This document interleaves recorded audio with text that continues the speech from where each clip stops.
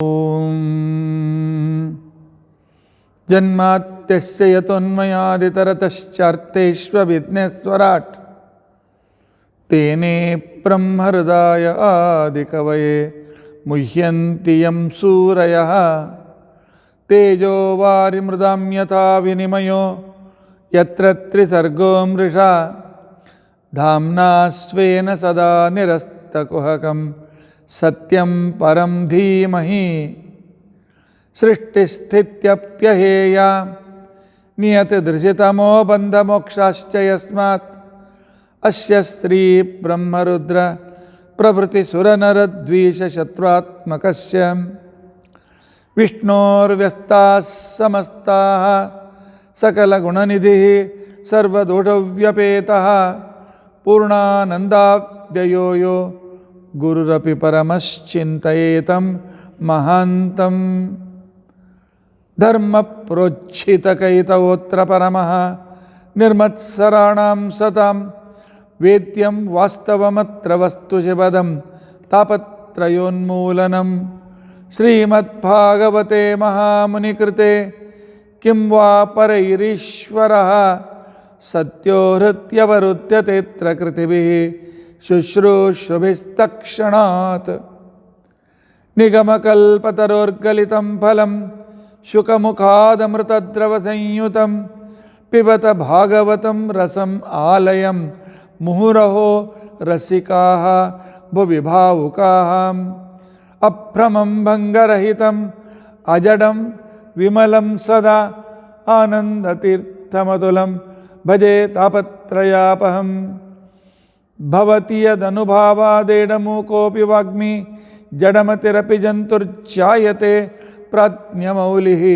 ಸಕಲವಚನಚೇತೋ ದೇವತಾ ಭಾರತೀ ಸಾ ಮಮ ವಚಸಿ ನಿಧತ್ತಾಂ ಸನ್ನಿಧಿಂ ಮಾನಸೇ ಚ ಅಸ್ಮತ್ಕುರುಸಮಾರಂಭಾಂ ಟೀಕಾಕೃತ್ಪಾದಮಧ್ಯಗಾಂ ಶ್ರೀಮದಾಚಾರ್ಯಪರ್ಯಂತಾಂ ವಂದೇ ಗುರುಪರಂಪರಾಂ ವಿದ್ಯಾಯಾಂ ವಿಬುಧಾಚಾರ್ಯಂ ವೇದಜ್ಞಾನಾಬ್ಧಿಚಂದಿರಂ ದುರ್ಮತಧ್ವಾಂತಮಾರ್ತಾಂಡಂ ಸತ್ಯಧ್ಯಾನಮುನಿಂ ಭಜೆ ಪಂಚಾಶದ್ವರ್ಷಪರ್ಯಂತಂ ಸತತಂ ರಾಮಪೂಜಕಃ ಶ್ರೀಸತ್ಯಪ್ರಮೋದಗುರುರಾಟ್ ಭಾಸತಾಂ ನೋ ಹೃದಂಬರೆ ಬಂಧುಸ್ತ್ವಂ ಗುರುರಿಷ್ಟದೈವತಮಿತಿ ತ್ವತ್ಪಾದಪಂಕೇರ್ವಹಂ ಪ್ರಾಪ್ತಂ ಮಾಂ ಪರಿಪಾಲಯೇತಿ ಸತತಂ ಯಾಚೇ ನಿಬದ್ಧಾಂಜಲಿಃ ಚಿತ್ತಂ ಮದ್ಗುಣದೋಷಚಿಂತನವಿದೌ ನೂನಂ ಮನಾಂ ಮಾ ಕೃತಾಃ ಶ್ರೀ ಸತ್ಯಾತ್ಮಗುರೋ ತ್ವದಂಘ್ರಿಯುಗಲಂ ಹಿತ್ವಾ ನಮೇ ಸದ್ಗತಿಃ ಯೈರಹಂ ಶುಕವತ್ ಸಮ್ಯಕ್ ಶಿಕ್ಷಿತೋಸ್ಮಿ ಕೃಪಾಲುಭಿಃ ತಾನ್ ವಂದೇ ಧೇನುಪಾಚಾರ್ಯಾನ್ ತತ್ವಜ್ಞಾನಾರ್ಥಸಿದ್ಧಯೇ ಶ್ರೀ ಗುರುಭ್ಯೋ ನಮಃ ಹರಿ ಓಂ ಹರಿ ಓಂ ಹರಿ ಓಂ ಸ್ವಸ್ತಿಸ್ತು ಅಷೇಢಸನ್ಮಂಗಲಾನಿ ಸಂತು ಶ್ಲೋಕೈಕಶ್ರವಣಪಠನಮಾತ್ರೇಣ ವಕ್ತುಶ್ಚ ಶ್ರೋತॄಣಾಂ ನಿಖಿಲಕಲಿಕೃತಕಲ್ಮಷಾಪನೋದನಪುಟುತರೆ ಧರ್ಮಾದ್ಯಖಿಲಪುರುಷಾರ್ಥಸಾಧನೀಭೂತೆ ಅದ್ಯ ಶ್ರೀಮದ್ಭಾಗವತೆ ಅಷ್ಟಮಸ್ಕಂಧಾಂಧ್ರಕಥಾ ಪ್ರಾರಂಭೆ ಸತಿ ಕಿಂಚಿತ್ ಪೂರ್ವಕಥಾನುವಾದಃ ಹರಿ ಓಂ ಹರಿ ಓಂ ಹರಿ ಓಂ.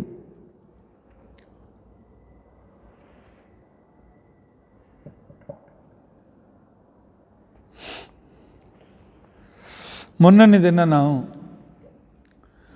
ದೇವತೆಗಳು ದೈತ್ಯರ ಆಕ್ರಮಣದಿಂದ ನಂತರ ದುರ್ವಾಸ ಋಷಿಗಳ ಶಾಪದಿಂದ ತಮ್ಮ ದೇವಲೋಕದ ಸಕಲ ಸಂಪತ್ತಿಯನ್ನು ಸಕಲ ಸಾಮರ್ಥ್ಯವನ್ನು ಕಳೆದುಕೊಂಡು ಬ್ರಹ್ಮದೇವರ ಹತ್ರ ಬಂದಿದ್ದಾರೆ. ಬ್ರಹ್ಮದೇವರು ಜ್ಞಾನದೃಷ್ಟಿಯಿಂದ ನೋಡಿ, ಓಹ್, ಇದು ಭಗವಂತನ ಲೀಲೆ. ಪರಮಾತ್ಮ ಒಮ್ಮೆ ತಮೋಗುಣಕ್ಕೆ ಉನ್ನಹ ಕೊಡ್ತಾನೆ, ಒಮ್ಮೆ ರಜೋಗುಣಕ್ಕೆ ಉನ್ನಹ ಕೊಡ್ತಾನೆ, ಒಮ್ಮೆ ಸತ್ವಗುಣಕ್ಕೆ ಉನ್ನಹ ಕೊಡ್ತಾನೆ. ಆದ್ದರಿಂದಾಗಿ ಎಷ್ಟೋ ಸಲ ನಮಗನ್ನಿಸ್ತದೆ, ಎಷ್ಟು ತ್ರಾಸಿದೆ, ಎಷ್ಟು ಸಜ್ಜನರು ಪೀಡಿತರಾಗ್ತಾ ಇದ್ದಾರೆ, ಏನು ದೇವ್ರ ಕಣ್ಣು ತೆಗೆದು ನೋಡ್ತಾ ಇಲ್ಲ ಏನು ಅಂತ ತಿಳ್ಕೊಂಡಂತೇಳಿ. ಇಲ್ಲ, ಈಗ ತಮೋಗುಣಕ್ಕೆ ಉನ್ನಹ ಕೊಟ್ಟು ಅವರ ಕಡೆಯಿಂದ ಅನಂತ ತಮಸ್ಸಿನ ಸಾಧನೆ ಮಾಡಿಸಬೇಕಾಗ್ತದೆ, ಕೊಡ್ತಾನೆ. ಆದ್ದರಿಂದ ಈಗ ತಮೋಗುಣಕ್ಕೆ ಉನ್ನಾಹ ಇದೆ. ಪರಮಾತ್ಮ ಅನುಗ್ರಹದಿಂದ ನಮಗೆ ಮತ್ತೆ ಪುನಃ ಒಳ್ಳೆಯ ಕಾಲ ಬರ್ತದೆ. ಆದರೆ ಅದಕ್ಕೋಸ್ಕರ ಪರಮಾತ್ಮನ ನಾವು ಪ್ರಾರ್ಥನೆ ಮಾಡೋಣ ಅಂತ ಹೇಳ್ಕೊಂಡಂಥೇಳಿ ದೇವತೆಗಳಿಗೆ ಬ್ರಹ್ಮದೇವರು ಹೇಳ್ತಾರೆ, ಎಲ್ಲ ಇಂದ್ರಾದಿ ದೇವತೆಗಳೇ, ನಾವೆಲ್ಲ ಹೋಗಿ ಆ ಪರಮಾತ್ಮನಿಗೆ ಶರಣು ಹೋಗೋಣ. ಯಾಕೆ? ನಮ್ಮೆಲ್ಲರಿಗೂ ಆಶ್ರಯದಾತ ಶರಣ್ಯ ಆ ಭಗವಂತ. ಅವನ ಹೊರತು ನಮಗೆ ಬೇರೆ ಗತಿ ಇಲ್ಲ. ಅಷ್ಟೇ ಅಲ್ಲ, ನನ್ನಿಂದ ಪ್ರಾರಂಭ ಮಾಡಿಕೊಂಡು ನೀವು ಗಂಧರ್ವರು, ಸಿದ್ಧರು, ಸಾಧ್ಯರು, ಮನುಷ್ಯರು, ಸರೀಸೃಪಗಳು ಹಿಡಿದುಕೊಂಡು ಸ್ಥಾವರರು ಎಲ್ಲರೂ ಅವನ ಅಧೀನ. ಅವನು ಹೇಗೆ ಕುಣಿಸ್ತಾನೆ ನಾವು ಕುಣಿಲೇಬೇಕು. ಪರಮಾತ್ಮನ ಜನರು ಹೇಳ್ತಾರೆ ಪರಮಾತ್ಮ ದೇವತೆಗಳ ಮೇಲೆ ಪಕ್ಷಪಾತ ಮಾಡ್ತಾನೆ ಅಂತ ತಿಳ್ಕೊಂಡು ಅಂತೇಳಿ. ಹಾಗಿಲ್ಲ. ಹಾಗಿತ್ತು ಅಂತ ತಿಳ್ಕೊಂಡಂತ ನಮಗೆ ಈ ರೀತಿಯಾಗಿ ಅವಸ್ಥೆ ಬರ್ತಿರಲಿಲ್ಲ. ಪರಮಾತ್ಮನಿಗೆ ಪ್ರಿಯರೂ ಯಾರೂ ಇಲ್ಲ. ಅಂದರೆ ಸ್ವಂತ ಪ್ರಯೋಜನಕ್ಕೋಸ್ಕರ ಪ್ರಿಯರೂ ಯಾರೂ ಇಲ್ಲ. ನಮಗೆ ಎಷ್ಟನೇ ಜನ ಪ್ರಿಯರನ್ನು ಮಾಡ್ಕೊಳ್ತೇವೆ, ಯಾಕೆ ನಮ್ಮ ಅವರಿಂದ ಪ್ರಯೋಜನ ಇರ್ತದೆ. ಆ ರೀತಿಯಾಗಿ ಯಾರನ್ನು ಪ್ರಿಯರನ್ನಾಗಿ ಮಾಡಿಕೊಳ್ಳೋದಿಲ್ಲ. ದ್ವೇಷಗಳು ಅವನಿಗೆ ಯಾರೂ ಇಲ್ಲ.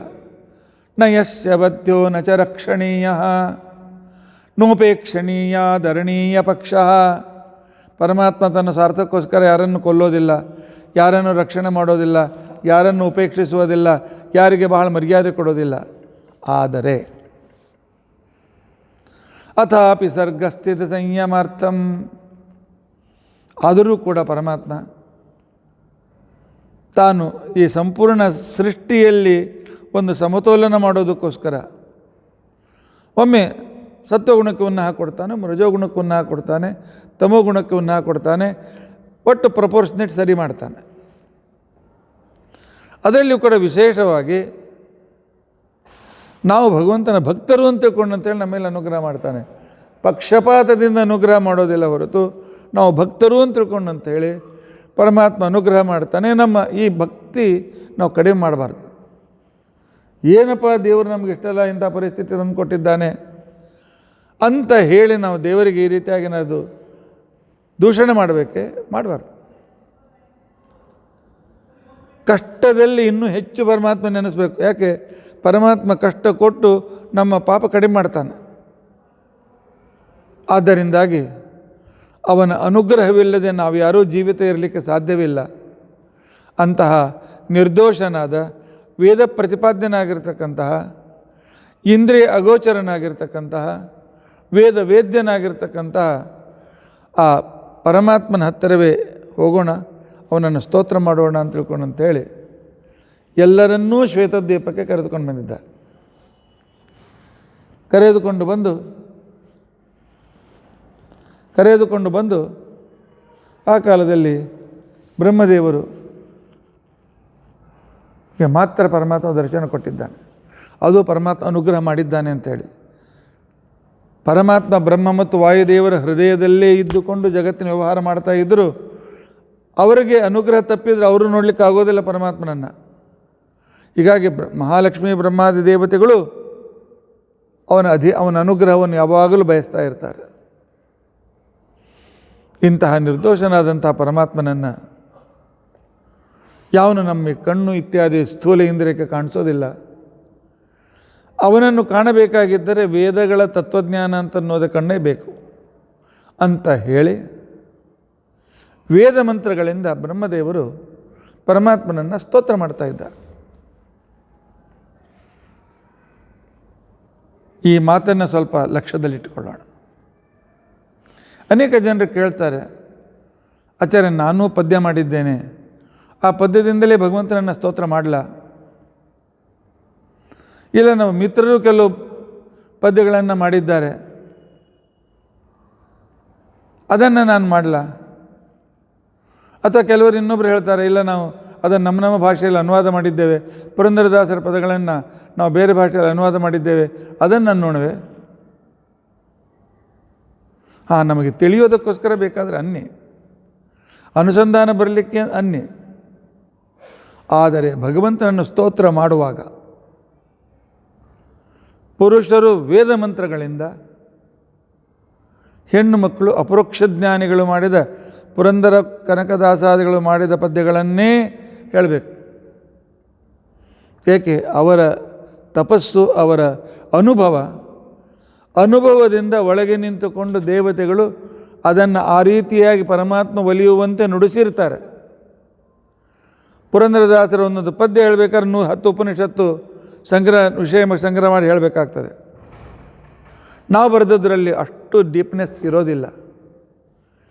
ಆದ್ದರಿಂದಾಗಿ ಅಪರೋಕ್ಷ ಜ್ಞಾನಿಗಳಲ್ಲದ ದಾಸರ ಪದಗಳನ್ನು ಪ್ರಾರ್ಥನೆಗೋಸ್ಕರ ಬೇಡ, ತಿಳಿದುಕೊಳ್ಳೋದಕ್ಕೋಸ್ಕರ ಇನ್ನು ಬರೀತಕ್ಕಂಥವರಿಗೆ ಗುರುಗಳು ಅಂಕಿತ ಕೊಟ್ಟಿರ್ತಾರೆ.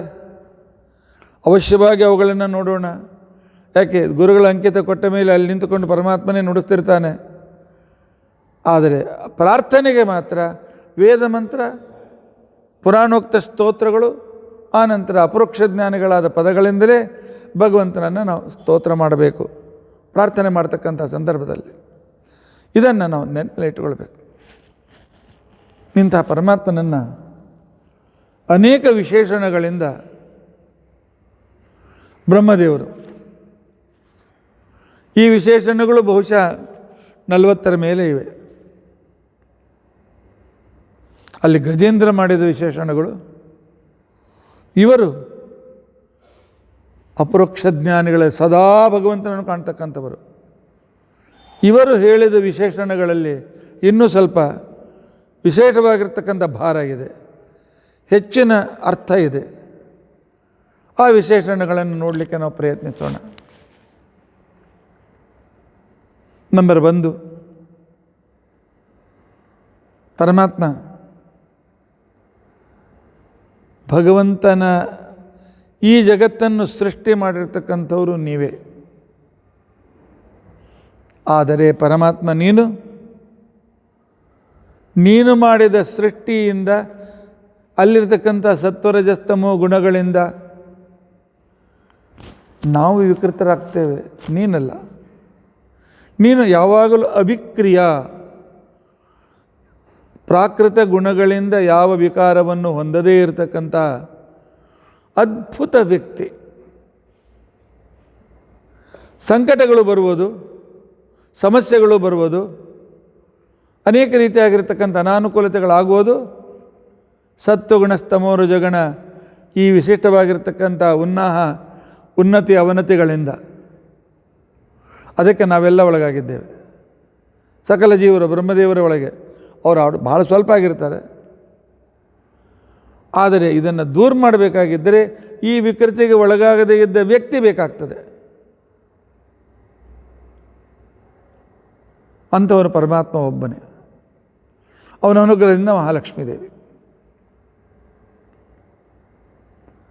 ಆದ್ದರಿಂದಾಗಿ ಅವಿಕ್ರಿಯ, ಎಂದಿಗೂ ಯಾವುದೇ ರೀತಿಯಾಗಿರ್ತಕ್ಕಂಥ ವಿಕಾರವನ್ನು ಹೊಂದದೇ ಇರತಕ್ಕಂಥ ಪರಿಪೂರ್ಣನಾದ ವ್ಯಕ್ತಿ ಪರಮಾತ್ಮ ನೀನು. ಭಗವಂತ ನಮ್ಮ ಮೇಲೆ ಅನುಗ್ರಹ ಮಾಡು. ಆದ್ದರಿಂದ ನಿನ್ನ ಹತ್ರ ಬಂದಿದ್ದೇವೆ. ಆನಂತರ ಪರಮಾತ್ಮ ಹೇಗಿದ್ದಿ ನೀನು? ಅನಂತನಾಗಿದ್ದೆ. ನಂಬರ್ 2, ಎರಡನೇ ವಿಶೇಷಣ, ಪರಮಾತ್ಮ ನೀನು ಅನಂತನಾಗಿದ್ದಿ ಅಂದರೆ ಏನರ್ಥ? ದೇಶತಃ, ಕಾಲತಃ, ಗುಣತಃ ನೀನು ಸಂಪೂರ್ಣವಾಗಿ ಅಕಲ್ಪನೀಯವಾಗಿ ವಿಸ್ತೃತನಾಗಿದ್ದೆ. ದೇಶತಃ ಪರಿಪೂರ್ಣ, ಕಾಲತಃ ಪರಿಪೂರ್ಣ, ಗುಣತಃ ಪರಿಪೂರ್ಣನಾಗಿರ್ತಕ್ಕಂಥವನು. ಆದರೆ ಅದರ ಅಂತ್ಯ ಇಲ್ಲ. ದೇಶವೂ ಅನಂತ, ಕಾಲವೂ ಅನಂತ, ನಿನ್ನ ಗುಣಗಳು ಅನಂತ. ದೇಶತಃ ಕಾಲತಃ ಗುಣತಃ ಪರಿಪೂರ್ಣನಾಗಿರ್ತಕ್ಕಂಥ ನೀನು ನಮ್ಮ ಮೇಲೆ ಪರಮಾನುಗ್ರಹ ಮಾಡು. ಅಷ್ಟು ಮಹಿಮೆ ಇದ್ದವನಿದ್ದೀನಿ ಪರಮಾತ್ಮ, ಸಾಮಾನ್ಯನಲ್ಲ. ಭಗವಂತ ನೀನು ಆದ್ಯ. ಸೃಷ್ಟಿಗೆ ಮೊದಲು ಯಾರು? ಗಜೇಂದ್ರನಿದೆ ಮಾತು ಹೇಳಿದ್ದಾನೆ. ಬ್ರಹ್ಮದೇವರು ಅದನ್ನು ಸ್ವಲ್ಪ ವಿಶೇಷವಾಗಿ ಹೇಳ್ತಾ ಇದ್ದಾರೆ. ಪರಮಾತ್ಮ ಎಲ್ಲ ಉಪನಿಷತ್ತು ಹೇಳ್ತದೆ, ಪ್ರಳಯ ಕಾಲದಲ್ಲಿ ಏನೂ ಇರಲಿಲ್ಲ, ಕೇವಲ ಕತ್ತಲೆ ಇತ್ತು. ಆದರೆ ಆಗಲೂ ಸಹ ವಾಸುದೇವೋ ವಾ ಇದಮಗ್ರ ಆಸೀತ್ ನ ಬ್ರಹ್ಮ ನ ಚ ಶಂಕರ. ಪ್ರಳಯ ಕಾಲದಲ್ಲಿ ವಾಸುದೇವ ರೂಪಿ ಮಾತ್ರ ಜಾಗೃತನಾಗಿದ್ದ. ಲಕ್ಷ್ಮೀದೇವಿಯನ್ನು ತನ್ನ ಆಲಿಂಗನದಲ್ಲಿ ಕರೆದುಕೊಂಡು ಅವಳನ್ನು ತನ್ನ ಜೊತೆಯಲ್ಲಿ ಇಟ್ಟುಕೊಂಡಿದ್ದ. ಶ್ರೀದೇವಿ ನೀರಾಗಿದ್ದಳು, ಭೂದೇವಿ ಆಲದ ಎಲೆಯಾಗಿದ್ದಳು, ದುರ್ಗಾದೇವಿ ಕತ್ತಲೆಯ ರೂಪದಿಂದ ಎಲ್ಲ ಕಡೆಗೆ ಹರಡಿದ್ಲು. ಉಳಿದವರೆಲ್ಲರೂ ಅವನ ಹೊಟ್ಟೆಯಲ್ಲಿದ್ದರು. ನಮ್ಮೆಲ್ಲರಿಗೂ ಕೂಡ ಆದಿ ಮೂಲ ನೀನೇ. ನಿನ್ನಿಂದ ನಾವು ಬಂದಿರತಕ್ಕಂಥವರು ನಿನ್ನ ಮಕ್ಕಳಲ್ವೇ? ನಿನ್ನ ಮಕ್ಕಳ ಯೋಗಕ್ಷೇಮ ನೀನು ನೋಡ್ಕೊಳ್ತೀವಿ, ವಿಶ್ವಾಸ ನಮಗಿದೆ. ಆದರೂ ಕೇಳಿಕೊಳ್ಳೋದು ನಮ್ಮ ಧರ್ಮ. ಪರಮಾತ್ಮ ನಾನು ಕೇಳ್ಕೊಳ್ತಾ ಇದ್ದೇನೆ. ಹಾಗಾದರೆ ವಿಶ್ವವನ್ನೇ ಜಗತ್ತಿನಲ್ಲಿ ಇಟ್ಕೊಳ್ತಕ್ಕಂಥ ಪರಮಾತ್ಮ ಭಾಳ ದೊಡ್ಡವನಾಗಿರ್ಬೇಕಲ್ಲ, ಎಲ್ಲಿ ಹುಡುಕ್ಬೇಕು ಅವನನ್ನು ಅಂತ ತಿಳ್ಕೊಂಡಂತಂದ್ರೆ ಇಲ್ಲ. ಭಕ್ತರ ಹೃದಯ ಗುಹಾದಲ್ಲೇ ನೀನು ಕಾಣ್ತೀವಿ. ಎಲ್ಲರ ಹೃದಯ ಗುಹಾದಲ್ಲಿದ್ದಿ, ಅಸುರರ ಹೃದಯ ಗುಹಾದಲ್ಲಿ ಇದ್ದಿ, ಎಲ್ಲ ಕಡೆಗೂ ಇದ್ದಿ. ಆದರೆ ಅನುಗ್ರಹ ಮಾಡುತ್ತಾ ಭಕ್ತರ ಹೃದಯ ಗುಹೆಯಲ್ಲಿ ನಾನು ಅನುಗ್ರಹ ಮಾಡ್ತಾ ಇದ್ದೇನೆ, ಅನುಗ್ರಹ ಮಾಡಲಿಕ್ಕೆ ತಯಾರಿದ್ದೇನೆ, ಏನು ಬೇಕು ಕೊಡ್ಲಿಕ್ಕೆ ತಯಾರಿದ್ದೇನೆ, ತಯಾರಾಗ್ರಿ, ಮೊದಲು ತೆಗೆದುಕೊಳ್ಳಿಕ್ಕೆ ತಯಾರಾಗ್ರಿ ಅಂತ ನಮಗೆ ಪ್ರೇರಣೆ ಮಾಡ್ತಾ ಪರಮಾತ್ಮ ನೀನು ನಮ್ಮ ಗುಹೆಯಲ್ಲಿದ್ದಿ. ಇಲ್ಲ ಮತ್ತೆ ಪರಮಾತ್ಮ ಏನಾದರೂ ದೋಷ ಇದ್ದರೆ ಆವಾಗ ಅದರಿಂದ ನಮಗೆ ಅನಾನುಕೂಲ ಆಗಬೇಕಲ್ಲ. ಇಲ್ಲ, ನೀನು ನಿಷ್ಕಲನಾಗಿದ್ದಿ. ಗುಹಾಶಯ ಮೊದಲೇ ಇದ್ದು, ಈಗ ನಿಷ್ಕಲನಾಗಿದ್ದಿ. ಸ್ವಲ್ಪವೂ ಕೂಡ ಕಲೆ ದೋಷ ಇಲ್ಲ ನಿನ್ನಲ್ಲಿ. ಸಂಪೂರ್ಣ ದೋಷರಹಿತನಾಗಿದ್ದಿ ಪರಮಾತ್ಮ. ಅಷ್ಟೇ ಅಲ್ಲ, ಮನೋಗ್ರಯಾಗಂ, ನಮ್ಮ ಮನಸ್ಸಿನಿಂದ ಕಲ್ಪನೆಯೂ ಕೂಡ ಮಾಡಲಿಕ್ಕಾಗೋದಿಲ್ಲ. ಆದ್ದರಿಂದ ಮನಸ್ಸಿನಿಂದಲೂ ಕಲ್ಪನಾತೀತನಾಗಿದ್ದೆ ಪರಮಾತ್ಮ. ನಾವು ಇಮ್ಯಾಜಿನ್ ಮಾಡಬಹುದು. ಎಷ್ಟು ಇಮ್ಯಾಜಿನ್ ಮಾಡ್ಬೋದು? ಅವನು ಮನೆ ಕಟ್ಟಿಸಿದ್ದಾನೆ, ಗುಡ್ಡದಷ್ಟು ದೊಡ್ಡದಿದೆ, ಇಲ್ಲ ಅದು ಇಷ್ಟು ಎತ್ತರವಾಗಿದೆ, ಎಲ್ಲ ಪರ್ವತದಂತೆ ಕಾಣಿಸ್ತದೆ, ಹಿಮಾಲಯದಂತೆ ಕಾಣಿಸ್ತದೆ. ಇಲ್ಲ ಆಕಾಶಗಂಗೆಯಷ್ಟು ಕೈಲಾಸ ಮಾನಸರೋವರದಂತೆ ಎತ್ತರ ಕಾಣಿಸ್ತಾ ಇದೆ. ಇಲ್ಲ ಗೌರಿ ಶಂಕರದಂತೆ ಕಾಣುತ್ತದೆ. ಇಲ್ಲ ಮೇರು ಪರ್ವತದಂತೆ ಕಾಣಿಸ್ತದೆ. ಮುಂದೆ ನಮ್ಮ ಕಲ್ಪನೆ ಕಲಾಸ್. ಪರಮಾತ್ಮ ಅದಕ್ಕೂ ಮೀರಿದ್ದಾನೆ. ಕಲ್ಪನೆಯೂ ಕೂಡ ನಾವು ಮಾಡಲಿಕ್ಕಾಗೋದಿಲ್ಲ. ಕಲ್ಪನೆ ಮಾಡಬೇಕಾಗಿದ್ದರೆ ನಾವು ಅಂಥ ದೊಡ್ಡ ವಸ್ತು ನೋಡಿರಬೇಕು ಅಥವಾ ಕೇಳಿರಬೇಕು. ಕಲ್ಪನಾತೀತನಾಗಿರ್ತಕ್ಕಂಥ ಮನಸ್ಸಿನಿಂದ ಕಲ್ಪನಾತೀತನಾಗಿರ್ತಕ್ಕಂಥ ವ್ಯಕ್ತಿ. ಅಷ್ಟೇ ಅಲ್ಲ, ಸ್ವತಃ ವೇದವಾಣಿ ಹಯಗ್ರೀವ ದೇವರ ಮುಖದಿಂದ ಅಭಿವ್ಯಕ್ತಳಾಗಿರ್ತಕ್ಕಂಥ ವೇದವಾಣಿಯೂ ಕೂಡ ನಿನ್ನನ್ನು ಪೂರ್ತಿ ವರ್ಣನೆ ಮಾಡಲಿಕ್ಕೆ ಅಸಮರ್ಥಳಾಗಿದ್ದಾಳೆ. ಆದ್ದರಿಂದ ನೀನು ಕಲ್ಪನಾತೀತದ ಜೊತೆಯಲ್ಲಿ ವಾಚಾಂ ಅಗೋಚರನಾಗಿದ್ದೆ. ಶಬ್ದಗಳಿಂದ ನಿನ್ನನ್ನು ಪೂರ್ತಿಯಾಗಿ ವರ್ಣನೆ ಮಾಡಲಿಕ್ಕೆ ಸಾಧ್ಯವಿಲ್ಲ. ಉಳಿದವರು ವಾಚಾಂ ಅಗೋಚರ ಅಂತಿಕೊಂಡಂತಂದರೆ ಅವನಿಗೆ ಆಕಾರಹೀನ ಶಬ್ದಹೀನ ಅಂತ ಅರ್ಥ ಮಾಡ್ತಾರೆ. ಹಾಗಲ್ಲ, ಶಬ್ದಗಳ ಸೀಮೆಯಲ್ಲಿ ಅವನನ್ನು ಪೂರ್ತಿಯಾಗಿ ವರ್ಣನೆ ಮಾಡಲಿಕ್ಕೆ ಆಗೋದಿಲ್ಲ. ಆದ್ದರಿಂದ ಪರಮಾತ್ಮ ವಾಚಾಂ ಅಗೋಚರನಾಗಿದ್ದೆ. ಪರಮಾತ್ಮ 12ನೇ ವಿಶೇಷಣ. ಬ್ರಹ್ಮದೇವರು, ಮಹಾಲಕ್ಷ್ಮೀ ದೇವಿ ಎಲ್ಲರೂ ಸತತ ನಿನ್ನನ್ನು ಸ್ತೋತ್ರ ಮಾಡ್ತಾ ಇರ್ತಾರೆ, ಸತತ ಸ್ತೋತ್ರ ಮಾಡ್ತಾ ಇರ್ತಾರೆ. ನಮ್ಮನ್ನು ಬಿಡು, ನಾವು ಯಾವಾಗಲೊಮ್ಮೆ ಸ್ತೋತ್ರ ಮಾಡ್ತೇವೆ. ಇದು ನಾವು ಹೇಳೋದು. ಬ್ರಹ್ಮದೇವರು ಹೇಳ್ತಾರೆ, ನಾನಷ್ಟೇ ಅಲ್ಲ, ನಿನ್ನ ಜೊತೆಗೆ ಸದಾ ಕಾಲದಲ್ಲಿಯೂ ಇರ್ತಕ್ಕಂಥ, ನಿನ್ನ ಜೊತೆಗೆ ದೇಶತಃ ಕಾಲತಃ ಸಮವ್ಯಾಪ್ತಳಾಗಿ ಗುಣತಃ ನಿನ್ನಿಂದ ನ್ಯೂನಳಾಗಿರ್ತಕ್ಕಂಥ ಆ ಮಹಾಲಕ್ಷ್ಮೀ ದೇವಿಯೂ ಕೂಡ ನಿನ್ನನ್ನು ಪೂರ್ತಿಯಾಗಿ ವರ್ಣನೆ ಮಾಡಲಿಕ್ಕೆ ಆಗೋದಿಲ್ಲ. ಇಂಥ ವರರಾದ ನಮ್ಮಿಂದ, ಮಹಾಲಕ್ಷ್ಮೀ ದೇವಿಯಿಂದ ನೀನು ಸ್ತುತ್ಯನಾದ್ದರಿಂದಾಗಿ ಭಗವಂತ ನೀನು ವರೇಣ್ಯನಾಗಿದ್ದಿ, ನಿನಗೆ ವರೇಣ್ಯ ಅಂತ ತಿಳ್ಕೊಂಡು ಅಂತ ಹೇಳಿ. ಅಷ್ಟೇ ಅಲ್ಲ, ಪರಮಾತ್ಮ ಪ್ರತಿಯೊಬ್ಬ ಜೀವನ ಘ್ರಾಣೇಂದ್ರಿಯ, ಮನಸ್ಸು, ಬುದ್ಧಿ, ಘ್ರಾಣೇಂದ್ರಿಯ ಅನುಲಕ್ಷಿತವಾಗಿ ಪಂಚಜ್ಞಾನೇಂದ್ರಿಯ, ಮನಸ್ಸು, ಬುದ್ಧಿ, ಅವುಗಳಲ್ಲಿ ಏನು ನಡೆದಿದೆ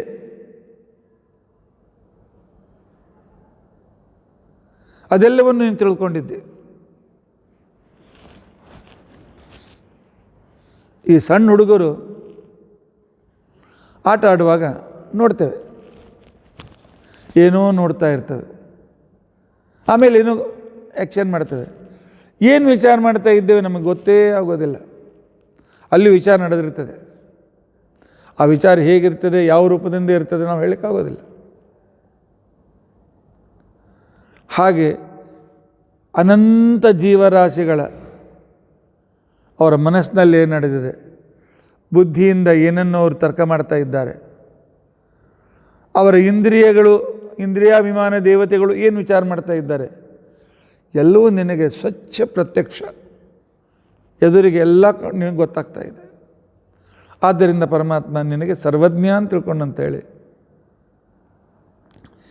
ವೇದಗಳು ತಿಳಿಸಿಕೊಡ್ತಾ ಇದ್ದೇವೆ. ನೀನು ಕೂಡ ಅನೇಕ ಉಪದೇಶದಲ್ಲಿ ಹೇಳಿದ್ದೆ ನಮಗೆ ಇಂಥ ಸರ್ವಜ್ಞನಾದ ಪರಮಾತ್ಮ. ಮತ್ತೆ ನೀನು ಹೇಗಿದ್ದೆ ಅಂತ ತಿಳ್ಕೊಂಡಂತಂದರೆ, ನೀನು ನಮಗೆ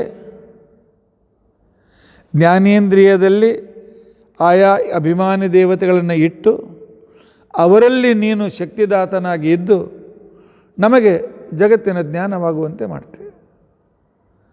ಕಣ್ಣಿನಿಂದ ನೋಡುವಂತೆ ಮಾಡ್ತಿ, ಬಾಯಿಯಿಂದ ಮಾತನಾಡುವಂತೆ ಮಾಡ್ತಿ, ಮೂಗಿನಿಂದ ಆಘ್ರಾಣ ಮಾಡುವಂತೆ ಮಾಡ್ತಿ, ಆನಂತರ ಕಿವಿಯಿಂದ ಕೇಳುವಂತೆ ಮಾಡ್ತಿ, ಸ್ಪರ್ಶದ ಜ್ಞಾನವಾಗುವಂತೆ ಮಾಡ್ತಿ, ಆನಂತರ ಮನಸ್ಸಿನಲ್ಲಿ ನಿನ್ನ ರೂಪಗಳನ್ನು ತಂದುಕೊಡ್ತೀವಿ, ಆ ಮನಸ್ಸಿನಲ್ಲಿ ನಿನ್ನನ್ನು ತಿಳಿದುಕೊಳ್ಳುವಂತೆ ಮಾಡ್ತಿ, ಶಾಸ್ತ್ರಗಳನ್ನು ಓದಿದಾಗ ಬುದ್ಧಿಯಿಂದ ಅದರ ಒಂದು ಸಂಕಲ್ಪನೆ ಬರುವಂತೆ, ಆ ಕಾನ್ಸೆಪ್ಟ್ ಕ್ಲಿಯರ್ ಆಗುವಂತೆ ಮಾಡ್ತಿ.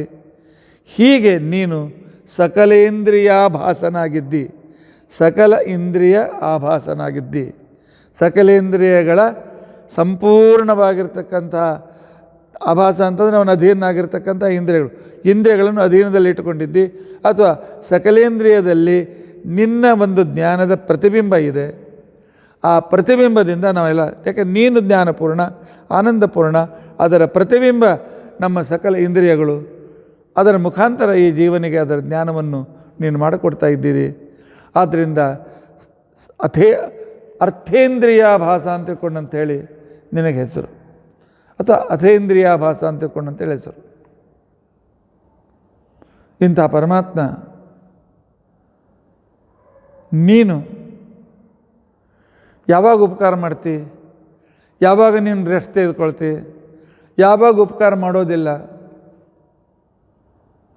ಈ ಪ್ರಶ್ನೆ ಹುಟ್ಟೋದಿಲ್ಲ. ಯಾಕೆ? ಅವನು ನಿದ್ದೆ ಮಾಡಿದರೆ ಸಾಕು ಪ್ರಳಯವೇ, ಜಗತ್ತು ನಿಂತೋಯ್ತು. ಆದ್ದರಿಂದ ಪರಮಾತ್ಮ ಅನಿದ್ರಾ, ಅವನಿಗೆ ನಿದ್ರೆ ಅಂದರೆ ತಮೋಗುಣದ ಸ್ಪರ್ಶ ಇಲ್ಲ, ವಿಶ್ರಾಂತಿ ಬೇಕಾಗಿಲ್ಲ. ದಣಿದವನಿಗೆ ವಿಶ್ರಾಂತಿ ಬೇಕಲ್ಲ, ಅವನು ದಣಿದೇ ಇಲ್ಲ, ಆದ್ದರಿಂದ ವಿಶ್ರಾಂತಿಯೂ ಇಲ್ಲ. ಆದ್ದರಿಂದಾಗಿ ಅನಿದ್ರನಾಗಿದ್ದುಕೊಂಡು ಸದಾ ಅನಂತ ಕಾಲದಿಂದ ಜಾಗೃತನಾಗಿದ್ದುಕೊಂಡು ಸದಾ ಕಾಲದಲ್ಲಿ ನಮ್ಮ ಯೋಗಕ್ಷೇಮವನ್ನು ನೋಡ್ಕೊಳ್ತೀಯಲ್ಲ, ಇಷ್ಟು ಕಾಳಜಿ ವಹಿಸುವ ವ್ಯಕ್ತಿ ಜನರು ಯಾರಿದ್ದಾರೆ? ಕಲ್ಪನೆ ಮಾಡಬೇಕು, ದೇವ್ರ ಮುಂದೆ ಕೂತ್ಕೊಂಡು ಹೇಳಬೇಕು, ಎಷ್ಟು ಕಾಳಜಿ ವಹಿಸ್ತಾ ಇದ್ದಿ ಪರಮಾತ್ಮ ನೀನು. ನಮ್ಮ ಶ್ವಾಸೋಚ್ಛ್ವಾಸ ನಡೆಯುವಂತೆ ಮಾಡ್ತಿ, ನಮ್ಮ ಇಂದ್ರಿಯಗಳಿಂದ ನಮಗೆ ಜ್ಞಾನ ಮಾಡಿಸ್ಕೊಡ್ತಿ, ಕರ್ಮೇಂದ್ರಿಯಗಳಿಂದ ನನ್ನ ಕೆಲಸವನ್ನು ಮಾಡಿಸ್ತಿ, ಬೇಡಾಗಿದ್ದದನ್ನು ಶರೀರದಿಂದ ಹೊರಗೆ ಹಾಕ್ತಿ. ಆನಂತರ ನಮಗೆ ಅನೇಕ ರೀತಿಯಾಗಿರ್ತಕ್ಕಂಥ ಬಂಧು ಬಾಂಧವರ ಮೇಲೆ ಪ್ರೀತಿಯನ್ನು ಹುಟ್ಟಿಸ್ಕೊಡ್ತೀರಿ, ಅವ್ರ ಕಡೆಯಿಂದ ಅವರಿಗೆ ಪ್ರೇರಣೆ ಮಾಡಿ ಉಪಕಾರ ಮಾಡಿಸ್ತಿ, ಇವ್ರಿಗೆ ಪ್ರೇರಣೆ ಮಾಡಿ ನಮಗೆ ಸಹಾಯ ಮಾಡಿಸ್ತಿ. ಎಷ್ಟು ನಮ್ಮ ಕಾಳಜಿ ತೆಗೆದುಕೊಳ್ತಾ ಇದ್ದೆ ಪರಮಾತ್ಮ. ಅನಿದ್ರನಾಗಿ ಈ ರೀತಿಯಾಗಿ ಕಾಳಜಿಯನ್ನು ವಹಿಸ್ತಾ ಇದ್ದೆ ಭಗವಂತ. ಅಷ್ಟೇ ಅಲ್ಲ, ಪರಮಾತ್ಮ ನಿನಗೆ ನಮಗೆ ಎಂದಾದರೂ ಆಕ್ಸಿಡೆಂಟ್ ಆಗ್ಬೋದು, ಅಥವಾ ನಮ್ಮ ಎಲೆಯನ್ನು ಏನಾದರೂ ಹುಣ್ಣು ಆಗ್ಬೋದು, ಏನಾದರೂ ನಮ್ಮಲ್ಲಿ ಒಂದು ದೇಹದಲ್ಲಿ ವಿಕೃತಿ ಬರ್ಬೋದು. ವಿಕೃತಿಗೆ ವ್ರಣ ಅಂತ ಕರೀತಾರೆ. ವ್ರಣ ಅಂದರೆ ಹುಣ್ಣು, ಗಾಯ. ನಿನಗೆ ವ್ರಣನೂ ಇಲ್ಲ, ಗಾಯನೂ ಇಲ್ಲ, ಅವ್ರಣಂ. ವ್ರಣರಹಿತನಾಗಿದ್ದಿ, ಅವ್ರಣನಾಗಿದ್ದಿ ಅಂಥೇಳಿ ಈ ಶಬ್ದದಿಂದ. ಯಾಕೆ ಆ ಶಬ್ದ ಬ್ರಹ್ಮದೇವರು ಉಪಯೋಗಿಸೋ ಶಬ್ದದಲ್ಲಿ ಒಂದು ಜೋರಿದೆ. ಯಾಕೆ ಸದಾಕಾಲ ಭಗವಂತನ ಜೊತೆಯಲ್ಲಿ ಇರ್ತಕ್ಕಂಥವರು. ಪರಮಾತ್ಮ ನೀನು ಅವ್ರಣನಾಗಿದ್ದಿ. 17ನೇದ್ದು ಪರಮಾತ್ಮ ನೀನು ಜೀವರು ಅಂತಕ್ಕಂಥ ಹದ್ದು ನೀನಾಗಿಲ್ಲ. ಅಂದರೆ ನಿನ್ನಲ್ಲಿ ಉನ್ನತಿ ಅವನತಿ ಯಾವುದೂ ಇಲ್ಲ. ಶಾಸ್ತ್ರ ಹೇಳ್ತದೆ, ಜೀವನ ಹದ್ದಿನಂತೆ 2 ರೆಕ್ಕೆ ಉಳ್ಳವನು. ಅವನಿಗೆ ಗೃಧ್ರ ಪಕ್ಷ ಅಂತ ತಿಳ್ಕೊಂಡಂತೇಳಿ ಶಾಸ್ತ್ರದಲ್ಲಿ ಕರೆದಿದ್ದಾರೆ. ಒಂದು ರೆಕ್ಕೆಗೆ ಛಾಯಾ ಅಂತ ಹೆಸರು, ಇನ್ನೊಂದು ರೆಕ್ಕೆಗೆ ಆತಪ ಅಂತ ತಿಳ್ಕೊಂಡಂತೇಳಿ ಹೆಸರು. ಒಂದು ರೆಕ್ಕೆಗೆ ಛಾಯಾ, ಇನ್ನೊಂದು ರೆಕ್ಕೆಗೆ ಆತಪ ಅಂತ ಹೆಸರು. ಛಾಯಾ ಅಂದರೆ ನೆರಳು, ಕಪ್ಪು ಅಂದರೆ ಅಜ್ಞಾನ. ಜೀವನಿಗೆ ಒಂದು ಕಡೆಯಲ್ಲಿ ಅಜ್ಞಾನ ಇದೆ. ಆನಂತರ ಜನ್ಮ ವಿದ್ಯಾ ಆತಪಸ್ಮೃತ. ಈ ಪರಿಭಾಷೆ ಹೇಳ್ಕೊಡ್ಬೇಕಾಗಿದ್ದರೆ ನಮಗೆ ಮಧ್ವಾಚಾರ್ಯ ಬರಬೇಕು. ತಾತ್ಪರ್ಯದಲ್ಲಿ ಹೇಳ್ತಾರೆ, ಛಾಯಾಂತು ಅವಿದ್ಯಾ ಸಂಪ್ರೋಕ್ತ ಜನ್ಮ ವಿದ್ಯಾ ಆತಪಸ್ಮೃತ. ಜೀವನಿಗೆ ಸ್ವರೂಪ ಯೋಗ್ಯತಾನುಸಾರವಾಗಿರ್ತಕ್ಕಂಥ ಜ್ಞಾನವೂ ಇದೆ, ಅದರ ಜೊತೆಗೆ ಅವಿದ್ಯಾ ಅಜ್ಞಾನವೂ ಇದೆ. ಅಜ್ಞಾನ ಇದ್ದಾಗ ಕೆಳಗೆ ಇಳಿದು ಬಂದುಬಿಡ್ತಾನೆ, ಮೇಲೆ ಹೋಗ್ಲಿಕ್ಕೆ ಆಗೋದಿಲ್ಲ. ಜ್ಞಾನ ಬಂದಾಗ ಮೇಲೆ ಇರ್ತಾನೆ, ಆಕಾಶಕ್ಕೆ ಹಾರ್ತಾನೆ. ಅಜ್ಞಾನ ಇದ್ದಾಗ ನಾವು ಕೆಟ್ಟ ಕೆಲಸದಿಂದ ಪತಿತರಾಗ್ತೇವೆ, ಜ್ಞಾನ ಇದ್ದಾಗ ಭಗವಂತನ ಸಮೀಪಕ್ಕೆ ಹೋಗ್ತೇವೆ. ಆದರೆ ಇಂಥ ರೀತಿಯಾಗಿರ್ತಕ್ಕಂಥ ಅಜ್ಞಾನ ರೂಪವಾಗಿರ್ತಕ್ಕಂಥ ವಿಕೃತಿ ನಿನ್ನಲ್ಲಿಲ್ಲ. ಛಾಯಾ ತಪೌ ಯತ್ರ ನಗೃಧ್ರ ಪಕ್ಷವು. ಪರಮಾತ್ಮ ನೀನು ಜೀವಗೃದ್ಧನಿಂದ ವಿಲಕ್ಷಣನಾಗಿದ್ದಿ. ಜೀವಗೃಧ್ರ ವಿಲಕ್ಷಣ, ಜೀವ ವಿಲಕ್ಷಣ, ಜೀವಗೃಧ್ರ ವಿಲಕ್ಷಣ. ಜೀವ ವಿಲಕ್ಷಣ ಅಂತ ಗೊತ್ತಿದೆ, ಅದು ಗೃಧ್ರ ವಿಲಕ್ಷಣ ನಮ್ಗೆ ಗೊತ್ತಿಲ್ಲ. ಅಂದರೆ ಜ್ಞಾನ ಅಜ್ಞಾನಗಳಿಂದ ಯುಕ್ತನಾದ ಜೀವನಂತೆ ಒಮ್ಮೆ ಉನ್ನತಿ ಒಮ್ಮೆ ಅವನತಿ ನಿನ್ನಲ್ಲಿ ಸರ್ವಥಾ ಇಲ್ಲ. ಈ ವಿಕೃತಿಯಿಂದ ನೀನು ರಹಿತನಾಗಿದ್ದೆ ಪರಮಾತ್ಮ. 18 ವಿಶೇಷಣ. 18ನೇ ವಿಶೇಷಣ ಮೊನ್ನೆ ಗಜೇಂದ್ರನ ಪ್ರಾರ್ಥನೆಯಲ್ಲಿ ಹೇಳಿದಂತೆ ಜಗತ್ತಿನಲ್ಲಿ 4 ತರಹದ ವಿನಾಶ ಇದೆ.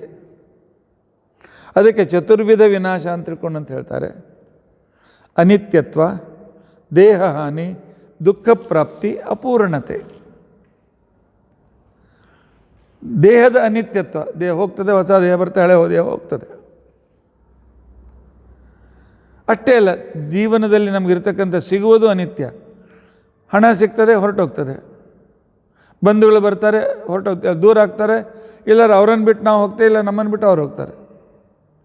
ಒಟ್ಟು ನಮ್ಮ ಮನುಷ್ಯನ ಜೀವನದ ಅನಿತ್ಯತಾ ಅಂತಿಕೊಂಡಂತ ಅನ್ನುವ ಒಂದು ವಿನಾಶ ಯಾವಾಗಲೂ ಇದೆ. ಯಾವುದು ಹೇಳಲಿಕ್ಕೆ ಬರೋಂಗಿಲ್ಲ. ಅದಕ್ಕೋಸ್ಕರ ಪ್ರಹ್ಲಾದರಾಜರು ಹೇಳ್ತಾರೆ, ನೀರಿನ ಮೇಲಿನ ಗುಳ್ಳೆಯಂತೆ ಬುದ್ಬುದದಂತೆ ನಮ್ಮ ಜೀವನ, ಯಾವಾಗ ಟಪ್ ಅಂತ ಹೊಡೆದು ಹೋಗ್ತಾ ಹೇಳಲಿಕ್ಕೆ ಬರೋದಿಲ್ಲ. ಅಂತಹ ಅನಿತ್ಯವಾಗಿರ್ತಕ್ಕಂತಹ ಈ ಶರೀರದಲ್ಲಿ ನಾವಿದ್ದೇವೆ. ಅದರ ಜೊತೆಯಲ್ಲಿ ದೇಹ ಹಾನಿ. ನಮಗೆ ದೇಹಗಳು ಹೊರಟೋಗ್ತಾನೆ ಇರ್ತವೆ. ಯಾವ ಯೋನಿ ಬರ್ತದೆ, ಹೋಯ್ತು ಆ ದೇಹ ಬಿಟ್ಟು ಮತ್ತೆ ಬೇರೆದಕ್ಕೆ ಹೋಗ್ತೇವೆ. ಇದು ಅನಿತ್ಯತ್ವ ಪರಮಾತ್ಮನಲ್ಲಿಲ್ಲ, ದೇಹ ಹಾನಿಯೂ ಇಲ್ಲ. 3ನೇ ವಿನಾಶ ಅಂತಂದರೆ ದುಃಖ ಪ್ರಾಪ್ತಿ. ಮೇಲಿಂದ ಮೇಲೆ ದುಃಖಗಳು ಬರುವುದು ಕೂಡ ಒಂದು ರೀತಿಯಾಗಿರ್ತಕ್ಕಂಥ ನಮ್ಮ ಉನ್ನತಿಯ ವಿನಾಶವಲ್ಲ. ಆ ರೀತಿಯಾಗಿರ್ತಕ್ಕಂಥ ನಮ್ಮ ಸುಖದ ನಾಶ, ಉನ್ನತಿಯ ನಾಶ. ಈ 3ನೇ ಥರದ ನಾಶವು ಪರಮಾತ್ಮನಿಗಿಲ್ಲ. ದುಃಖದ ಸ್ಪರ್ಶ ಬೇಡ, ದುಃಖದ ನೆರಳು ಕೂಡ ಅವನಲ್ಲಿಲ್ಲ. ಇನ್ನು ಅಪೂರ್ಣತೆ, ನಮ್ಮಲ್ಲಿ ಯಾವ ಗುಣಗಳು ಪರಿಪೂರ್ಣವಾಗಿಲ್ಲ. ಎಲ್ಲ ಗುಣಗಳು ಇಲ್ಲ, ಕೆಲವೇ ಇದೆ, ಅದು ಕೂಡ ಅಪೂರ್ಣವಾಗಿವೆ. ಪರಮಾತ್ಮ ಅಪೂರ್ಣತಾರೂಪವಾದಂಥ ದೋಷ ನಮ್ಮಲ್ಲಿಲ್ಲ. ಈ 4 ವಿಧವಾಗಿರ್ತಕ್ಕಂಥ ನಾಶದಿಂದ ರಹಿತನಾಗಿರ್ತಕ್ಕಂಥವನು, ಪರಿಪೂರ್ಣನಾಗಿರ್ತಕ್ಕಂಥ ವ್ಯಕ್ತಿ. ಅದಕ್ಕೋಸ್ಕರವೇ ನಿನಗೆ ವ್ಯಾಹೃತಿ ಮಂತ್ರದಲ್ಲಿ ಭೂಹು ಅಂತ ತಿಳ್ಕೊಂಡು ಅಂತ ಹೇಳಿ ಕರೀತಾರೆ. ಭೂ ಅಂದರೆ ಪರಿಪೂರ್ಣ, ಪೂರ್ಣ. ಅದಕ್ಕೋಸ್ಕರ ಪೂರ್ಣಮದಃ ಪೂರ್ಣಮಿದಂ ಪೂರ್ಣಾತ್ ಪೂರ್ಣ ಮುದಚ್ಯತೆ ಅಂತ ಹೇಳಿ ನಿನ್ನನ್ನು ವರ್ಣನೆ ಮಾಡ್ತಾರೆ. ಆದ್ದರಿಂದ 4 ವಿಧ ನಾಶದಿಂದ ರಹಿತನಾದ್ದರಿಂದಾಗಿ ಭಗವಂತ ನಿನಗೆ ಅಕ್ಷರ ಅಂತ ತಿಳ್ಕೊಂಡಂತ ಹೆಸರು. ಕ್ಷರ ವಿನಾಶ ಇಲ್ಲ, ಅಕ್ಷರ. ಆನಂತರ 19ನೇ ವಿಶೇಷಣದಿಂದ ಬ್ರಹ್ಮದೇವರು ಸ್ತೋತ್ರ ಮಾಡ್ತಾ ಇದ್ದಾರೆ. ಪರಮಾತ್ಮ ನೀನು ಖಂ. ಖಂ ಖಂ ಅಂದರೆ ಆಕಾಶ ಅಂತಂದರ್ಥ. ಖಂ ಅಂತಿಕೊಂಡಂತಾರೆ ಸುಖ ಅಂತರ್ಥ. ನಿನ್ನ ಶರೀರವೇ ಸುಖ ಸ್ವರೂಪ. ನಮಗೆ ಸುಖ ವಿಷಯ ಸಂಪರ್ಕದಿಂದ ಇತ್ಯಾದಿಗಳಿಂದ ಬರ್ತದೆ. ಆದರೆ ನಿನ್ನ ಶರೀರವೇ ಜ್ಞಾನ ಆನಂದ ಪರಿಪೂರ್ಣ. ಆದ್ದರಿಂದ ಪರಮಾತ್ಮ ನಿನಗೆ ಖಂ ಅಂತ ತಿಳ್ಕೊಂಡಂತ ಹೆಸರು. ಖಂ ಅಂದರೆ ಆನಂದ ಅಂತ ಅರ್ಥ. ಆನಂದ ಪರಿಪೂರ್ಣನಾಗಿದ್ದೆ. ಆನಂದವೇ ಪರಿಪೂರ್ಣ ಅಲ್ಲ, ಆನಂದವೇ ದೇಹವುಳ್ಳವನಾಗಿದ್ದೆ. ಅದಕ್ಕೆ ದಾಸರು ಆನಂದ ಆನಂದ ಮತ್ತೆ ಪರಮಾನಂದ ಅಂತ ಹೇಳಿ ಭಗವಂತನನ್ನು ವರ್ಣನೆ ಮಾಡಿದ್ದಾರೆ. ಅಷ್ಟೇ ಅಲ್ಲ, ಭಗವಂತ ಮಹಾಲಕ್ಷ್ಮಿಯಿಂದ ನಿಯಮ್ಯವಾಗಿರ್ತಕ್ಕಂಥ ಜಗಚ್ಚಕ್ರದ ಸ್ವಾಮಿಯಾಗಿದ್ದೆ. ಜಗಚ್ಚಕ್ರ ಸ್ವಾಮಿ ನೀನು. ಈ ಜಗಚ್ಚಕ್ರ ಏನು? ಈ ಜಗತ್ತು ಒಂದು ಚಕ್ರದಂತೆ ಇದೆ. ಈ ಚಕ್ರದ ರಾ ಮಟೀರಿಯಲ್ ಮನಸ್ಸು. ಆ ನಂತರ ಈ ಚಕ್ರದಲ್ಲಿ ಚಕ್ರ ಹೀಗೆ ರೌಂಡ್ ಇರ್ತದೆ, ಮಧ್ಯದಲ್ಲಿ ಹೀಗೆ ಒಳಗೆ ಅರೆಗಳಿರ್ತವೆ. ಅದಕ್ಕೆ ಅರೆಗಳು ಅಂತ ಕರೀತಾರೆ. ಅದಕ್ಕೆ ಆ್ಯಕ್ಸ್ ಅಂತ ಅನ್ಬೋದು ಇಂಗ್ಲೀಷ್ನಲ್ಲಿ, ನಂಗೆ ಸರಿ ಗೊತ್ತಿಲ್ಲ. ಆ ರೀತಿ ಆ್ಯಕ್ಸ್ಗಳಿರ್ತವೆ. ಅವು ಎಷ್ಟಿವೆ ಅಂದರೆ 15. ಪಂಚ ಜ್ಞಾನೇಂದ್ರಿಯ, ಪಂಚಕರ್ಮೇಂದ್ರಿಯ, ಪಂಚತನ್ಮಾತ್ರ. ಆ ಚಕ್ರದ ಒಂದು ಭಾಗದ ಅರೆ ಈ ಭಾಗ ಈ 15, ಪಂಚಮಹಾಭೂತ, ಪಂಚಪ್ರಾಣ, ಪಂಚ ಉಪಪ್ರಾಣ ಇನ್ನೊಂದು ಭಾಗ. 15 ಅರೆಗಳಲ್ಲಿ ಒಂದು ಈ ಕಡೆ ಬಂದು ಆ ಕಡೆಗೆ. ಈ ರೀತಿಯಾಗಿ ಇರತಕ್ಕಂತಹ 15 ಅರೆಗಳು. ಅದಕ್ಕೆ ಒಂದು ಮುಂಭಾಗ, ಒಂದು ಹಿಂಭಾಗ. ಮುಂಭಾಗದಲ್ಲಿ ಜ್ಞಾನೇಂದ್ರಿಯ, ಕರ್ಮೇಂದ್ರಿಯ, ಪಂಚತನ್ಮಾತ್ರ. ಹಿಂಭಾಗದ ಬಲ್ಲಿರ್ತಕ್ಕಂಥದ್ದು ಪಂಚಮಹಾಭೂತಗಳು, ಪಂಚಪ್ರಾಣಗಳು, ನಾಗ, ಕೂರ್ಮ, ಕೃಕಲ, ಧನಂಜಯ, ದೇವದತ್ತ, ಆ ನಂತರ ಅಂತಕ್ಕಂತಹ ಉಪಪ್ರಾಣಗಳು. ಇದಕ್ಕೆ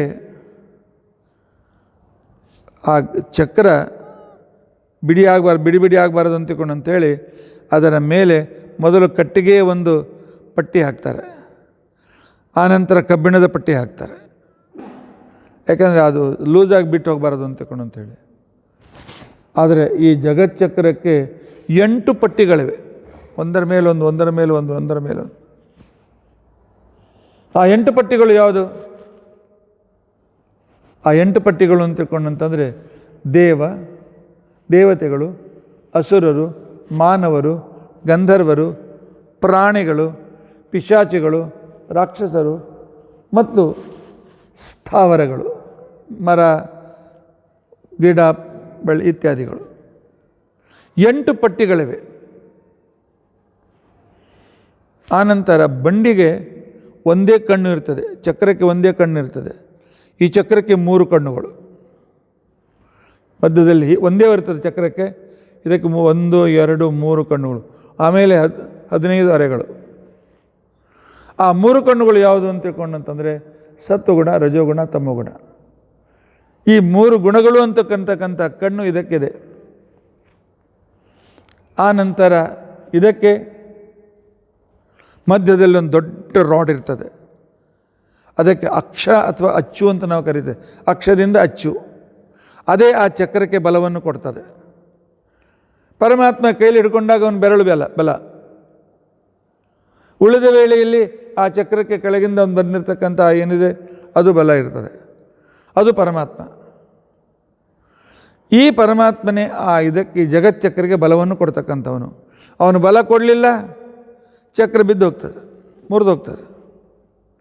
ಅಂದರೆ ಸಂಪೂರ್ಣ ಜಗಕ್ಕೆ ಆಶ್ರಯನಾಗಿ ಬಲದಾಯಕನಾಗಿ ಪರಮಾತ್ಮ ನೀನಿದ್ದಿ. ಆದ್ದರಿಂದ ನಿನಗೆ ವಿದ್ಯುತ್ ಬಲ, ಚಕ್ರಸ್ವಾಮಿ ವಿದ್ಯುತ್ ಬಲ ಅಂತ ತಿಳ್ಕೊಂಡಂತೇಳಿ ಹೆಸರು ವಿಶೇಷಣದಿಂದ ಬ್ರಹ್ಮದೇವರು ಕರೀತಾ ಇದ್ದಾರೆ. ಇದನ್ನೇ ತಿಳಿಸಿ ಹೇಳ್ತಾರೆ ಆಚಾರ್ಯ ತಾತ್ಪರ್ಯದಲ್ಲಿ.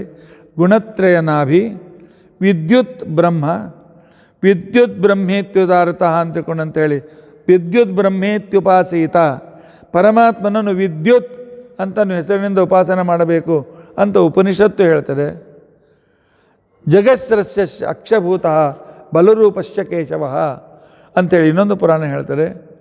ಇದಕ್ಕೆ ಬಲ ಕೊಟ್ಟವನು, ಅದಕ್ಕೆ ಅಕ್ಷದ ರೂಪದಿಂದ ಇರತಕ್ಕಂಥವನು ಪರಮಾತ್ಮನೇ ಆಗಿದ್ದಾನೆ. ಇಂಥ ಜಗಚ್ಚಕ್ರಸ್ವಾಮಿ ಪರಮಾತ್ಮ ನೀನು. ಇದು 22ನೆಯ ವಿಶೇಷಣ. 23ನೆಯ ವಿಶೇಷಣ, ಪರಮಾತ್ಮ ಜ್ಞಾನಿಗಳು ನಿನ್ನನ್ನು ಸೂಕ್ಷ್ಮಾತಿ ಸೂಕ್ಷ್ಮವಾಗಿರ್ತಕ್ಕಂಥ ಒಂದೇ ಒಂದು ಶಬ್ದದಿಂದ ವರ್ಣನೆ ಮಾಡ್ತಾರೆ. ನಿನ್ನನ್ನು ವರ್ಣಿಸುವ ಆ ಶಬ್ದ ಯಾವುದು? ಓಂ. ಓಂ ಅಲ್ಲ, ಓಂ. ಅಕಾರ, ಉಕಾರ, ಮಕಾರ, ನಾದ, ಬಿಂದು, ಘೋಷ, ಶಾಂತ, ಅತಿಶಾಂತ, ಸೃಷ್ಟಿ, ಸ್ಥಿತಿ, ಲಯ, ನಿಯಮನ, ಜ್ಞಾನ, ಅಜ್ಞಾನ, ಬಂಧ, ಮೋಕ್ಷಗಳನ್ನು ಸೂಚನೆ ಮಾಡತಕ್ಕಂಥ ಪ್ರಣವ ಪ್ರತಿಪಾದ್ಯ ನೀನೊಬ್ಬನೇ. ನೀನೊಬ್ಬನೇ ಪ್ರಣವ ಪ್ರತ್ಯೇಕ ಸೃಷ್ಟಿಯಾದ ಕರ್ತೃತ್ವ ನಿನ್ನಲ್ಲಿದೆ. ಉಪಪ್ರಣವ ಪ್ರತಿಪಾದ್ಯ ಮಹಾಲಕ್ಷ್ಮೀ ದೇವಿ, ನಿನ್ನ ಆಜ್ಞೆಯಿಂದ, ನಿನ್ನ ಅನುಗ್ರಹದಿಂದ ಅವಳು ಕೂಡ ಸೃಷ್ಟಿಯಾದ ಕೃತಿಗಳನ್ನು ಮಾಡಬಹುದು.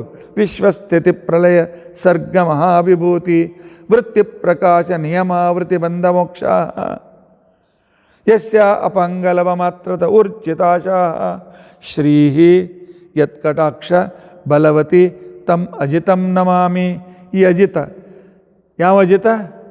ಈ ಸಮುದ್ರ ಮಂಥನದಲ್ಲಿ ಸಹಾಯ ಮಾಡ್ತಕ್ಕಂಥ ಏನು ಅಜಿತ, ಅವನ ವರ್ಣನೆ ಇದೆ. ಇಂಥ ಅದ್ಭುತನಾಗಿದ್ದೆ ಪರಮಾತ್ಮ ಅಂತ ತಿಳ್ಕೊಂಡಂಥೇಳಿ. ಇವತ್ತು ವೈಕುಂಠ ದ್ವಾದಶಿ ಅಲ್ಲ? ವೈಕುಂಠ ದ್ವಾದಶಿ ದಿವಸ ಈ ವೈಕುಂಠನಾಥನಾಗಿರ್ತಕ್ಕಂಥವನ ವರ್ಣನೆಯನ್ನು ಬ್ರಹ್ಮದೇವರು ಅದ್ಭುತ ರೀತಿಯಲ್ಲಿ ಮಾಡ್ತಾ ಇದ್ದಾರೆ. ಹೇಗೂ ಹರಿವಾಸರ. ಈಗ ನೀವು ತೀರ್ಥ ಪಾರಣೆ ಮಾಡ್ಕೊಂಡು ಕೂತ್ಕೊಂಡಿರ್ಬೋದು, ಇಲ್ಲ ನೀವು ಪಾರಣೆ ಮಾಡಿಕೊಂಡು ಇದನ್ನು ಇವತ್ತು ಕೇಳಬಹುದು. ದ್ವಾದಶಿ ದಿವಸ ಪರ್ಮಿಷನ್ ಇದೆ. ನಿಮಗೆ ಯಾವಾಗ ಅನುಕೂಲ ಆಗಿದೆ ಕೇಳ್ತಾ ಇದ್ದೀರಿ, ಕೇಳಿ. ಈ ಪರಮಾತ್ಮ 23ನೇ ಅವನ ವಿಶೇಷತೆ ಅಂತ ತಿಳ್ಕೊಂಡಂತಂದರೆ ಏಕವರ್ಣ ಪ್ರತಿಪಾದ್ಯ, ಓಂಕಾರ ಪ್ರತಿಪಾದ್ಯನಾಗಿದ್ದೆ ಪರಮಾತ್ಮ ನೀನು.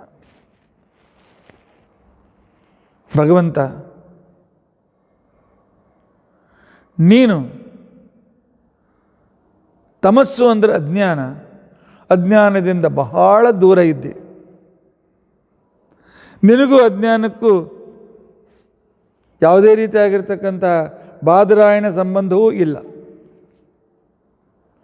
ಎಲ್ಲಿಂದಲೂ ಹಚ್ಚಿ ನೀವು ಸಂಬಂಧಿಕರು ಅಂತಿಕೊಂಡು, ನಿಮ್ಮ ಅಜ್ಜನ ಅಮ್ಮ ತಾಯಿಗೊಬ್ಬರು ಸೋದರತ್ತೆ ಇದ್ಲು, ಆ ಸೋದರತ್ತೆಗೊಬ್ಬಳು ಸೋದರ ಮಾವ ಇದ್ದ, ಆ ಸೋದರ ಮಾವನ ಮಗ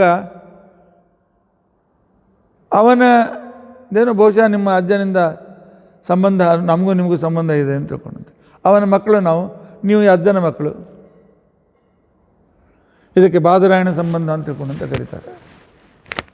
ಸಂಸ್ಕೃತದಲ್ಲಿ ಇದೊಂದು ಪ್ರಾವರ್ಬ್. ಈ ಪ್ರಾವರ್ಬದ ಹಿಂದೆ ಒಂದು ಸಣ್ಣ ಕಥೆ ಇದೆ. ಏನು ಕಥೆ ಇದೆ ಅಂತ ತಿಳ್ಕೊಂಡಂತಂದರೆ, ದೇವದತ್ತ ಅಂತ ತಿಳ್ಕೊಂಡಂತಕ್ಕಂಥ ಒಬ್ಬ ವ್ಯಕ್ತಿ ಚಕಡಿ ಗಾಡಿಯಲ್ಲಿ ಕೂತ್ಕೊಂಡು ಬಂದ. ಅವನ ಚಕಡಿ ಗಾಡಿ ಬೋರೆ ಗಿಡದ ಕಟ್ಟಿಗೆಯಿಂದ ಮಾಡಿತ್ತು. ಬರ್ತಾ ಇರೋ ರೋಡ್ನಲ್ಲಿ ನೋಡಿದ, ಒಂದು ಬೋರೆ ಗಿಡ ಒಂದು ಅಂಗಳದಲ್ಲಿ ಕಾಣಿಸ್ತು. ಗಂಡ ಹೆಂಡತಿ 4 ಜನ ಮಕ್ಕಳು. ಆ ಗೇಟಿನ ಮುಂದೆ ಗಾಡಿ ಇಡಿಸಿದ. ತನ್ನ ಮನೆ ಮುಂದೆ ಗಾಡಿ ನಡೆದಿದೆ ಅಂತೇಳಿ ಆ ಮನೆ ಯಜಮಾನ ಹೊರಗೆ ಬಂದ. ಆಗ ದೇವದತ್ತ ಹೇಳ್ದು, ನೋಡು ನಿಮ್ಮ ಮಾಮ ಬಂದಿದ್ದಾನೆ, ಹೋಗಿ ಭೇಟಿಯಾಗಿ ನಮಸ್ಕಾರ ಮಾಡಿರಿ ಅಂತ ಹೇಳ್ದ. ಒಂದು ಗಾಡಿ ತೆಗೆದು ನಮಸ್ಕಾರ ಮಾಡಿಸ್ಕೊಂಡ. ಬಹುಶಃ ನನ್ನ ಹೆಂಡತಿ ಕಡೆ ಸಂಬಂಧಿಕರಿರ್ಬೋದು ಅಂತ ಸಂಬಂಧಿಕರಿರ್ಬೋದು ಅಂತೇಳಿ ಆ ಕಾಲದ ಬರ್ರಿ ಅಂತೇಳಿ ಕರೆದು, ನೋಡು ಸಂಬಂಧಿಕರು ಬಂದಾರೆ, ಎಲ್ಲ ಅನುಕೂಲ ಮಾಡು ಅಂತೇಳಿ. ಅವಳೇನು ತಿಳ್ಕೊಂಡದ್ದು ಗಂಡನ ಕಡೆಯಿಂದ ಸಂಬಂಧಿಕರಿರ್ಬೋದು ಅಂತೇಳಿ. 1 ದಿವಸ ಅಲ್ಲ 15 ದಿವಸ ಇದ್ದರು. ಆದರೆ ಇವ್ರು ಎಷ್ಟು ಪಕ್ಕ ಇದ್ರಲ್ಲ, ಅವನ ಹೆಂಡತಿ ಯಾವಾಗಲೂ ಹೆಂಡತಿ ಜೊತೆಗೆ ಇರ್ತಿಲ್ಲ, ಇವನ ಜೊತೆಗೆ ಇರ್ತಿದ್ದ. ಹೀಗಾಗಿ ಹೆಂಡತಿ ಗಂಡನಿಗೂ ಸಾಮಾನು ತರ್ರಿ, ಅಡುಗೆ ಮಾಡಿ ಇಷ್ಟೇ ಸಂಬಂಧ ಬಂತು. ಒಬ್ಬರೇ ಒಂದೇ ಕಡೆ ಸೇರಿ ಮಾತನಾಡುವ ವಿಚಾರ ಸಂಬಂಧವೇ ಬರಲಿಲ್ಲ. ಗಂಡನ ಸಂಬಂಧಿಕರನ್ನು ಸಂತೋಷಪಡಿಸಿದರೆ ಗಂಡನಿಗೆ ನನ್ನ ಮೇಲೆ ಪ್ರೀತಿ ಬರ್ತದೆ ಅಂತೇಳಿ ಅವಳು ದಿನ ಹೊಸ ಹೊಸ ಪಕ್ವಾನ ಮಾಡಿ ಹಾಕ್ತಿದ್ಳು. ಆನಂತರ ಈ ಕಡೆಗೆ ಹೆಂಡತಿ ಸಂಬಂಧಿಕರನ್ನು ಸಂತೋಷಪಡಿಸಿದರೆ ದಿನ ಒಳ್ಳೆ ರೀತಿಯಾಗಿ ಅನುಕೂಲ ಮಾಡಿಕೊಡ್ತಾಳೆ ಅಂತೇಳಿ ಇವನು ತಂದು ಹಾಕಿದ್ದು. ಕೊನೆಗೆ 15 ದಿವಸ ಆದಮೇಲೆ ಹೊರಟರು. ಗಾಡಿಗೆ ಎತ್ತು ಕಟ್ಟಿದ್ರು, ಹೊರಟು ನಿಂತಾಗ ಇವನು ಒಳಗೆ ಬಂದು ಹೇಳ್ತಾನೆ, ನೋಡು ನಿನ್ನ ಸಂಬಂಧಿಕರು ಹೊರಟಿದ್ದಾರೆ, ಹೋಗಿ ಬಾ ಅಂತ ಹೇಳು ಅಂತೇಳಿ ಕೆಲತ್లేదు. ನನ್ನ ಸಂಬಂಧಿಕರು?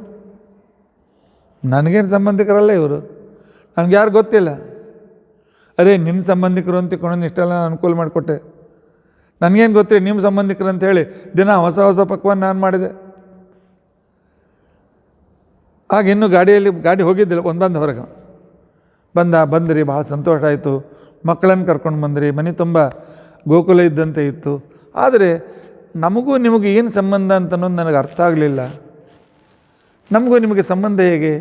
ಮಾಮ ಅಂತ ಬಂದು ನಮ್ಮ ಹುಡುಗರಿಗೆ ಹೇಳಿದ್ರಲ್ಲ, ನೀನು ನನ್ನ ತಾಯಿ ತಮ್ಮಂದ್ರಲ್ಲಿ ನಂಗೆ ಗೊತ್ತಿದೆ, ನೀವಲ್ಲಲ್ಲ. ಅವನು ಹೇಳ್ದ, ಅಸ್ಮಾಕಂ ಬದರಿ ಶಕಟಃ ಯುಷ್ಮಾಕಂ ಬದರಿ ತರುಹು ಬಾದರಾಯಣ ಸಂಬಂಧ ಯೋಯಂ ವಯಂ. ನಿಮ್ಮ ಸಂಬಂಧ ಬಾದರಾಯಣ ಸಂಬಂಧ. ಏನು ರೀ ಬಾದರಾಯಣ ಸಂಬಂಧ ಅಂದ್ರೇನು? ವೇದವ್ಯಾಸನ ಸಂಬಂಧ? ಅಲ್ಲ, ನನ್ನ ಗಾಡಿ ಬೋರೆ ಹಣ್ಣಿನ ಕಟ್ಟಿಗೆಯಿಂದ ಮಾಡಿದೆ, ಚಕಡಿ ಗಾಡಿ. ನಿನ್ನ ಮನೆಯ ಅಂಗಳದಲ್ಲಿ ಬೋರೆ ವೃಕ್ಷ ಇದೆ, ಹಾಗಾಗಿ ಬೋರೆ ವೃಕ್ಷದ ಗಿಡದಿಂದ ನಮ್ಮಿಬ್ಬರ ಸಂಬಂಧ. ಈಗ ನಾನು ಹೊರಟೆ, ನನ್ನಷ್ಟಕ್ಕೆ ನಾನು, ನಿಮ್ಮಷ್ಟಕ್ಕೆ ನೀನು, ಆತಿಥ್ಯ ಮಾಡಿದ್ದೀರಿ, ಸಂತೋಷ, ಹೋಗಿ ಬರ್ತೇವೆ ಅಂತ ಹೇಳ್ದ. ಹೊರಟೇ ಬಿಟ್ಟ. ಇಂಥ ಸಂಬಂಧಿಕರು ಬಂದರೆ ಭಾಳ ಚೆನ್ನಾಗಿರ್ತದಲ್ಲ. ಸಂಸ್ಕೃತದಲ್ಲಿ ಇಂಥ ಭಾಳ ಅದ್ಭುತವಾದ ಒಂದೊಂದು ಪ್ರಾವರ್ಭದಿಂದ ಒಂದೊಂದು ಕಥೆಗಳಿವೆ. ಆದರೆ ಇವತ್ತಿನ ದಿವಸ ಸುಭಾಷಿತ ಅನ್ನೋದು ನಮಗೆ ಗೊತ್ತಿಲ್ಲ, ಅಂದರೆ ನಮಗಲ್ಲ, ಯಾರು ಸಂಸ್ಕೃತ ಓದಿಲ್ಲ ಅವ್ರಿಗೆ ಗೊತ್ತಿಲ್ಲ, ಮಕ್ಕಳಿಗೆ ಹೇಳೋದಿಲ್ಲ. ನಮಗೆ ಸಣ್ಣವರಿರುವಾಗ ಒಂದು 20, 30, 50, 40 ಸುಭಾಷಿತ ಬಾಯ್ಪಾಠ, ಒಂದು 100 ಸುಭಾಷಿತ ಬಾಯ್ಪಾಠ ಆದರೆ ಆ ವ್ಯಕ್ತಿ ಜೀವನಮಾನದಲ್ಲಿ ಬೇಕಾದಷ್ಟು ಪ್ರವಚನ ಕೊಡ್ಬೋದು. ಅಷ್ಟು ಆ ಸುಭಾಷಿತದಲ್ಲಿ ಜೀವನದ ಚಿತ್ರಣ ಅಷ್ಟು ಚೆನ್ನಾಗಿದೆ. ಹೀಗೆ ಋಣಾನುಬಂಧ ಇತ್ತು, ಬಂದರು, ಅವ್ರ ಋಣ ತೀರಿಸ್ಕೊಂಡ್ರು ಹೋದರು. ನಮ್ಮ ಸಂಬಂಧವೂ ಹಾಗೆ, ಕುಟುಂಬದಲ್ಲಿ ಸಂಬಂಧವೂ ಹೀಗೆ. ಹೆಂಡತಿ ಹಿಂದಿನ ಜನ್ಮದಲ್ಲಿ ಏನಿದ್ಲು ಯಾರಿಗೆ ಗೊತ್ತು, ಗಂಡ ಯಾರಿದ್ರು ಯಾರಿಗೆ ಗೊತ್ತು, ಮಕ್ಕಳು ಗೊತ್ತಿಲ್ಲ. ಪರಮಾತ್ಮ ಈ ಬಾದರಾಯಣ ಸಂಬಂಧ ಸೇರಿಸಿದ, ಒಬ್ಬರಿಗೊಬ್ಬರು ಸಹಾಯ ಮಾಡ್ಕೊತಿದ್ದೇವೆ. ಆದರೆ ಭಗವಂತನಿಗೆ ಏನೇ ಸಂಬಂಧ ಹಚ್ಚಿದರೂ ಅಜ್ಞಾನದ ಸಂಬಂಧ ಅವನಿಗೆ ಬರೋದಿಲ್ಲ. ಆದ್ದರಿಂದಾಗಿ ಪರಮಾತ್ಮ ತಮಸಃ ಪರಹ, ಭಗವಂತನಿಗೆ ತಮಸಃ ಪರಹ ಅಂತ ತಿಳ್ಕೊಂಡಂತ ಹೆಸರು. 24ನೇ ವಿಶೇಷಣ ಇದು. ಇನ್ನು ಪರಮಾತ್ಮ 25ನೇ ವಿಶೇಷಣ ಅಂತಕೊಂಡ್ರೆ ಭಗವಂತನಿಗೆ ಸತ್ ಅಂತ ಕರೀತಾರೆ. ಸತ್ತ ಅಲ್ಲ, ಸತ್ತ ಅರ್ಧ, 10 ಅಕ್ಷರ ಅಂತ ತಿಳ್ಕೊಳ್ಬೇಡ. ಮತ್ತು ಓಂ ತತ್ ಸತ್, ಇತಿ ಬ್ರಹ್ಮಣ ತ್ರಿವಿಧ ಸ್ಮೃತಃ. ಭಗವದ್ಗೀತೆ. ನಿನ್ನೆ ಗೀತಾ ಜಯಂತಿ, ಇವತ್ತು ಗೀತಾ ಜಯಂತಿಯ ಪಾರಣೆ. ಭಗವಂತನಿಗೆ ತತ್ ಸತ್, ಓಂ ತತ್ ಸತ್ ಅಂತಿಕೊಂಡು ಪರಮಾತ್ಮನ ಹೆಸರು. ಅದಕ್ಕೋಸ್ಕರ ಹಿಂದಿನ ಕಾಲದಲ್ಲಿ ವಿದ್ಯಾರ್ಥಿ ಯಾರಾದರೂ ಋಷಿಗಳು ಜ್ಞಾನಿಗಳು ಭೇಟಿ ಆದರೂ ಓಂ ತತ್ ಸತ್, ಹಲೋ ಹಲೋ ಅಂತಂತಿರಲಿಲ್ಲ, ಓಂ ತತ್ ಸತ್.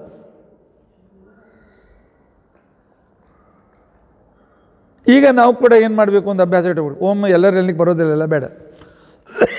ಬೇಕಾದರೆ ಗಂಡಸರ ಜೊತೆಗೆ ತ್ರೈವರ್ಣಿಕರು ಪರಸ್ಪರ ಮಾತನಾಡುವಾಗ ಓಂ ತತ್ ಸತ್ ಅಂದ್ಕೊಂಡು ಅಂತ ಹೇಳಿ ಫೋನ್ ತೆಗೆದು ಓಂ ತತ್ ಸತ್ ಅಂತ ಅನ್ಬೋದು.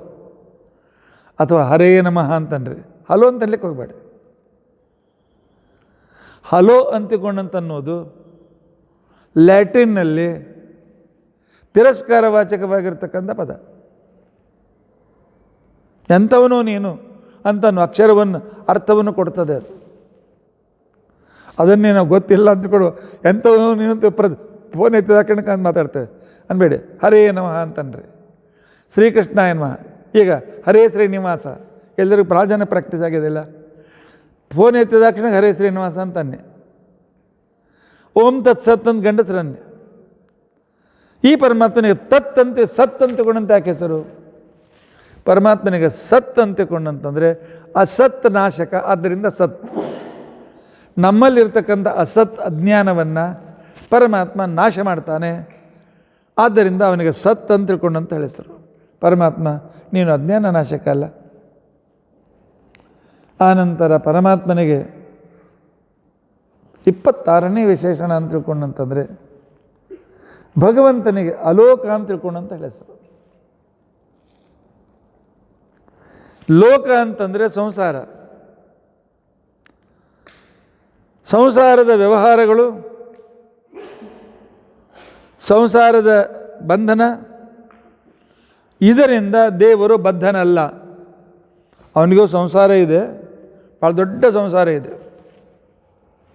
ಹೆಂಡತಿ ಮಹಾಲಕ್ಷ್ಮೀ ದೇವಿ, ಅವಳು ನಿಮಿಷ ಹೊಸ ರೂಪ ತೆಗೆದುಕೊಳ್ತಿರ್ತಾಳೆ. ಒಂದು ಕಡೆಗೆ ಶ್ರೀದೇವಿ, ಒಂದು ಕಡೆಗೆ ಭೂದೇವಿ, ಒಂದು ಕಡೆ ದುರ್ಗಾದೇವಿ, ಮತ್ತೇನೇನೋ ರೂಪಗಳನ್ನು ತೆಗೆದುಕೊಳ್ತಾ ಇರ್ತಾಳೆ. ಕೃಷ್ಣ ಅವತಾರದಲ್ಲಿ 16,108 ರೂಪದಿಂದ ಅಷ್ಟು ದೊಡ್ಡ ಪರಿವಾರ ಅವನಿಗೆ. ಆನಂತರ ಮಕ್ಕಳು ಬ್ರಹ್ಮ ವಾಯುದೇವರು ಮಕ್ಕಳು, ಸರಸ್ವತಿ ಭಾರತಿ ಸೊಸೆಯಂದಿರು, ಗರುಡ ಶೇಷ ರುದ್ರರು ಮೊಮ್ಮಕ್ಕಳು, ಸೌಪರ್ಣಿ ವಾರುಣಿ ಉಮಾ ಸೊಸೆಯಂದರು, ಮರಿಮಕ್ಕಳು ಗಣಪತಿ ಕುಮಾರ, ಈ ರೀತಿಯಾಗಿರ್ತಕ್ಕಂಥ ಅನೇಕ ರೀತಿಯಾಗಿರ್ತಕ್ಕಂಥ. ಇನ್ನು ಈ ಭಕ್ತರು ಒಂದು ಕ್ಷಣವನ್ನು ಬಿಡೋದಿಲ್ಲ. ಇಂಥ ದೊಡ್ಡ ಮಹಾಕುಟುಂಬಿಯವ. ಆದರೆ ಈ ಜಂಜಾಟದಲ್ಲಿ ಸಿಲುಕಿಲ್ಲ ಅವನು. ಅವರವರಿಗೆ ಕೆಲಸವನ್ನು ಒಪ್ಪಿಸಿ ಆರಾಮಾಗಿ ಹೆಂಡತಿಯಿಂದ ಕಾಲು ಉಚ್ಕೋತ ಆರಾಮಾಗಿ ಟೆನ್ಷನ್ ಫ್ರೀ. ಪರಮಾತ್ಮ ಹೇಳ್ತಾನೆ, ನನ್ನಷ್ಟು ದೊಡ್ಡ ಕುಟುಂಬ ನಿಮಗಿದೆಯಾ? ಈಗಂತೂ ಗಂಡ ಹೆಂಡತಿ ಒಂದು, ಗಂಡು ಹೆಣ್ಣು, ಆದರೂ ತಲೆ ಕೆಡಿಸ್ಕೊಳ್ತಿರಲಿಲ್ಲ. ನನ್ನ ಬರೆಯವರ ಎಷ್ಟು ದೊಡ್ಡದಿದೆ, ನಾನು ತಲೆ ಕೆಡಿಸ್ಕೊಳ್ಳೋದಿಲ್ಲ. ಆದ್ದರಿಂದಾಗಿ ನನಗೆ ಅಲೋಕ ಅಂತ ತಿಳ್ಕೊಂಡಂತ ಹೆಸರು. ಲೋಕದ ಸಂಸಾರದ ಜಂಜಾಟದಿಂದ ರಹಿತನಾಗಿರ್ತಕ್ಕಂಥ ವ್ಯಕ್ತಿ. ಎಷ್ಟು ಅದ್ಭುತ ಕಲ್ಪನೆ ಮಾಡ್ತಾ ಇದ್ದಾರಲ್ಲ ಬ್ರಹ್ಮದೇವರು. ಪರಮಾತ್ಮ ಎಷ್ಟು ಸಮರ್ಥನಾಗಿದ್ದಾನೆ ಅಂತಂದರೆ, ವಿಶ್ವ ಕುಟುಂಬಿಯಾದರೂ ಈ ಕುಟುಂಬದ ವಿಕೃತಿಯಿಂದ ಅವನು ರಹಿತನಾಗಿದ್ದಾನೆ. ಇಂಥ ಪರಮಾತ್ಮ ಅದ್ಭುತನಾಗಿದ್ದ. ಇಂಥ ಭಗವಂತನಿಗೆ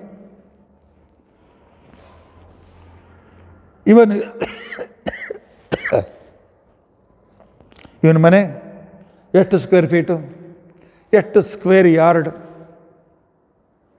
ಅಥವಾ ಎಷ್ಟು ಫರ್ಲಾಂಗ್ನಷ್ಟು ದೊಡ್ಡದಿದೆ, ಇವನ ವ್ಯಾಪ್ತಿ ಎಷ್ಟು ದೂರದ ಇದೆ. ಅನಂತಪಾರಂ. ಇವನಿಗೆ ಜುರಿಸ್ಟಿಕ್ಷನ್ನೇ ಇಲ್ಲ. ಪಾರ ಜುರಿಸ್ಟಿಕ್ಷನ್, ನ ಅಂತ ಅನಂತ, ಜುರಿಸ್ಟಿಕ್ಷನ್ ರಹಿತ. ಜುರಿಸ್ಟಿಕ್ಷನ್ಗೆ ಅಂತ ಅನ್ನೋದೇ ಇಲ್ಲ.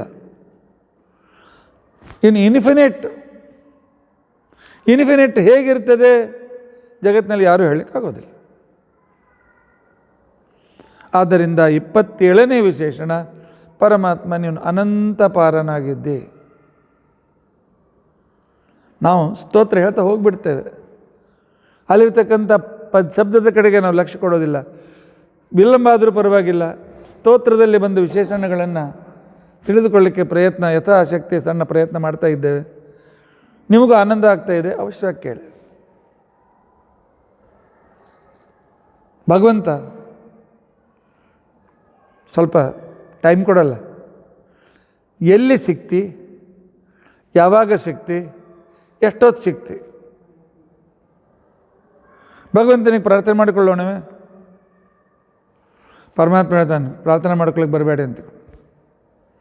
ನನಗೆ ಯಾವಾಗ ಮನಸ್ಸು ಬರ್ತದೆ ಆವಾಗ ಮಾತ್ರ ನಾನು ನಿಮಗೆ ನನ್ನನ್ನು ತೋರಿಸ್ತೇನೆ. ಯಂ ಏವ ಏಷ ವೃಣತೆ ತೇನ ಲಭ್ಯ. ಯಾರಿಗೆ ಇವತ್ತು ದರ್ಶನ ಕೊಡಬೇಕು ಅಂತ ನಾನು ಇಚ್ಛೆ ಮಾಡ್ತೇನೆ ಅವರಿಗೆ ಮಾತ್ರ ಕಾಣ್ತೇನೆ. ಎದುರಿಗಿದ್ರೂ ಕಾಣಿಸೋದಿಲ್ಲ, ಹೃದಯದಲ್ಲಿದ್ದರೂ ಕಾಣಿಸೋದಿಲ್ಲ ನಾನು. ಯಾಕೆಂದರೆ ನಾನು ಅವ್ಯಕ್ತನಾಗಿ ನಾನು ನಿಮ್ಮ ಜೊತೆಯಲ್ಲಿ ಯಾವಾಗಲೂ ಇದ್ದೇನೆ. ನನ್ನ ಅನುಗ್ರಹವಾದಾಗ ಮಾತ್ರ ನನ್ನನ್ನು ನೋಡ್ತೀರಿ. ಅರ್ಜುನ ಇಷ್ಟು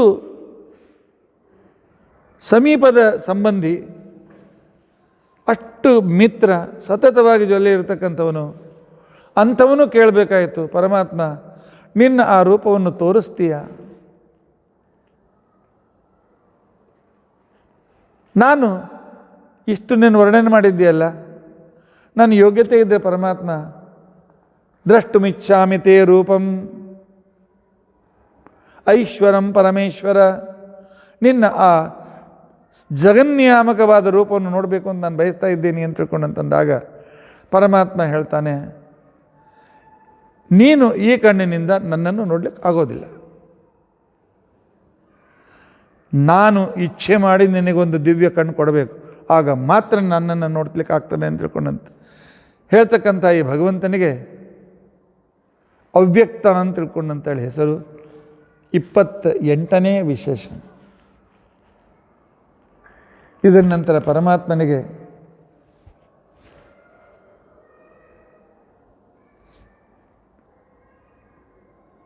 ಭಗವಂತನಿಗೆ ವಾಸುದೇವ ಅಂತ ತಿಳ್ಕೊಂಡಂತ ಹೆಸರು.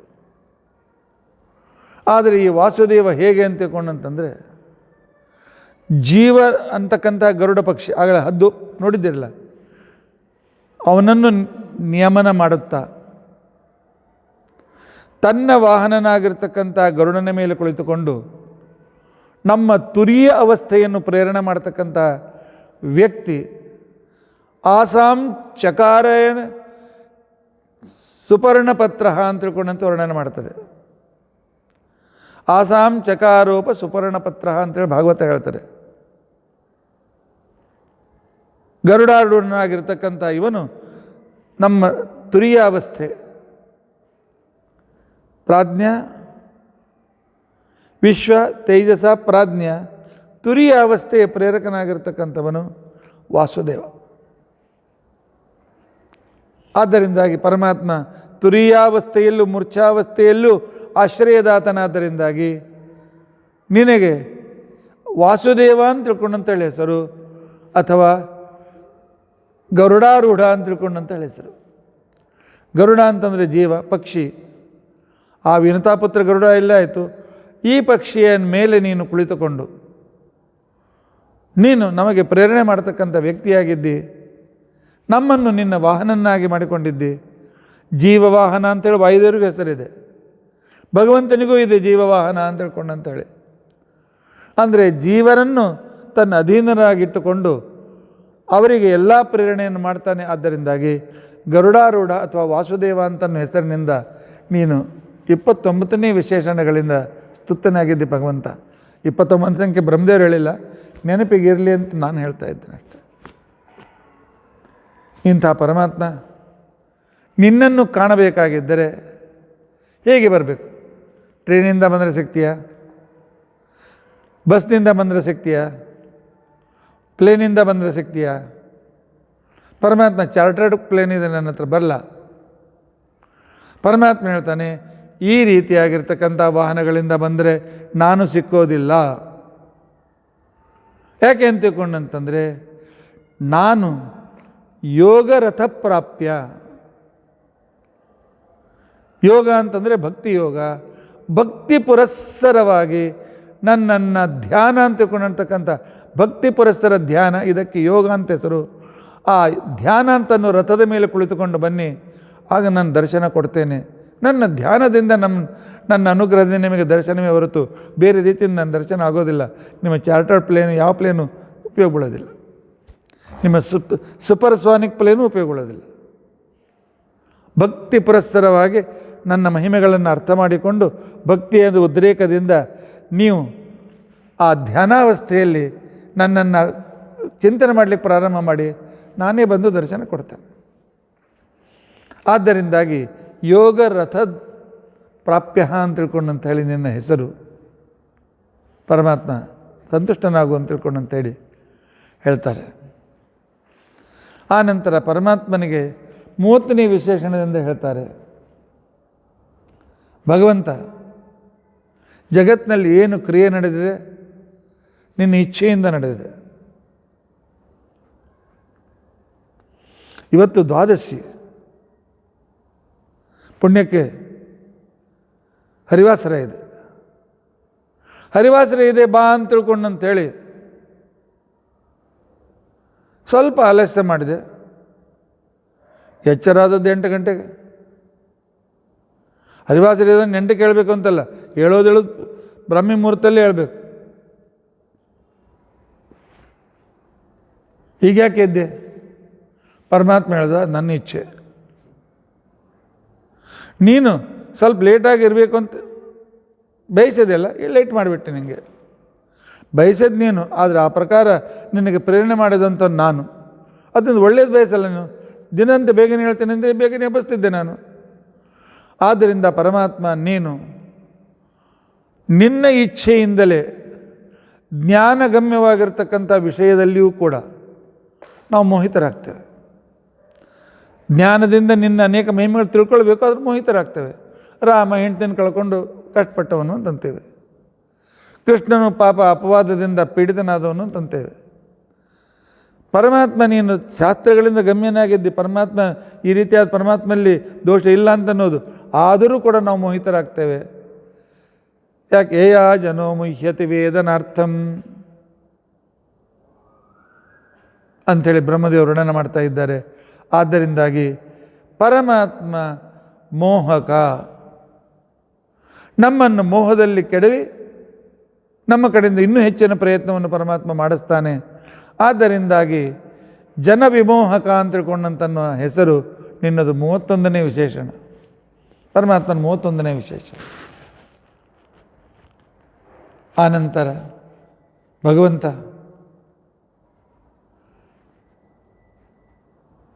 ಜಗತ್ತಿನಲ್ಲಿ ಕಟ್ಟಿದವನು ನೀನು.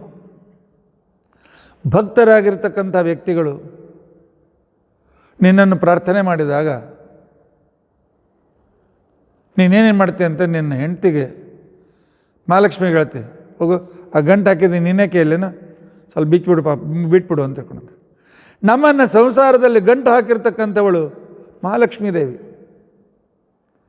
ಚೇತನ ಪ್ರಕೃತಿ ಆಗಿರ್ತಕ್ಕಂಥ ಅವಳು ಈ ಪ್ರಕೃತಿಯಿಂದ ನಮ್ಮನ್ನು ಕಟ್ಟಿಟ್ಟಿದ್ದಾಳೆ. ಆ ಗಂಟು ನಾವು ಯಾರೂ ಬಿಚ್ಚಲಿಕ್ಕಾಗೋದಿಲ್ಲ. ಕಗ್ಗಂಟು ಹಾಕಿದವಳು ಅವಳೇ ಬಿಚ್ಚಬೇಕು. ಪರಮಾತ್ಮ ಬಿಚ್ಚಬಹುದು, ಆದರೆ ಪರಮಾತ್ಮ ಅವನಿಗೆ ಭಕ್ತರಾಗಿ ಅವನನ್ನು ಶರಣು ಬಂದಿರತಕ್ಕಂಥ ಸಂದರ್ಭದಲ್ಲಿ ಮಹಾಲಕ್ಷ್ಮಿಗೆ ಹೇಳ್ತಾನೆ, ಪಾಪ ನನ್ನ ಹತ್ರ ಬಂದಿದ್ದಾನೆ, ಮನೆಗೆ ಬಂದವನಿಗೆ ನಿರಾಶೆ ಮಾಡಿಸಿ ಕಳಿಸೋದು ಬೇಡ, ಗಂಟು ಬಿಟ್ಬಿಡು ನಾನು. ಆದರೆ ಕೆಲವರ ಗಂಟನ್ನು ಪರಮಾತ್ಮ ಬಿಡಿಸು ಅಂತ ಹೇಳೋದೇ ಇಲ್ಲ. ಅವ್ರು ಯಾರು ಅಂತ ತಿಳ್ಕೊಂಡಂತಾರೆ ತಮೋಯೋಗ್ಯರು. ಜಗತ್ತಿನಲ್ಲಿ 3 ತರಹದ ರೋಗಿಗಳು. ಒಬ್ಬ ವ್ಯಕ್ತಿ ಫಸ್ಟ್ ಸ್ಟೇಜ್,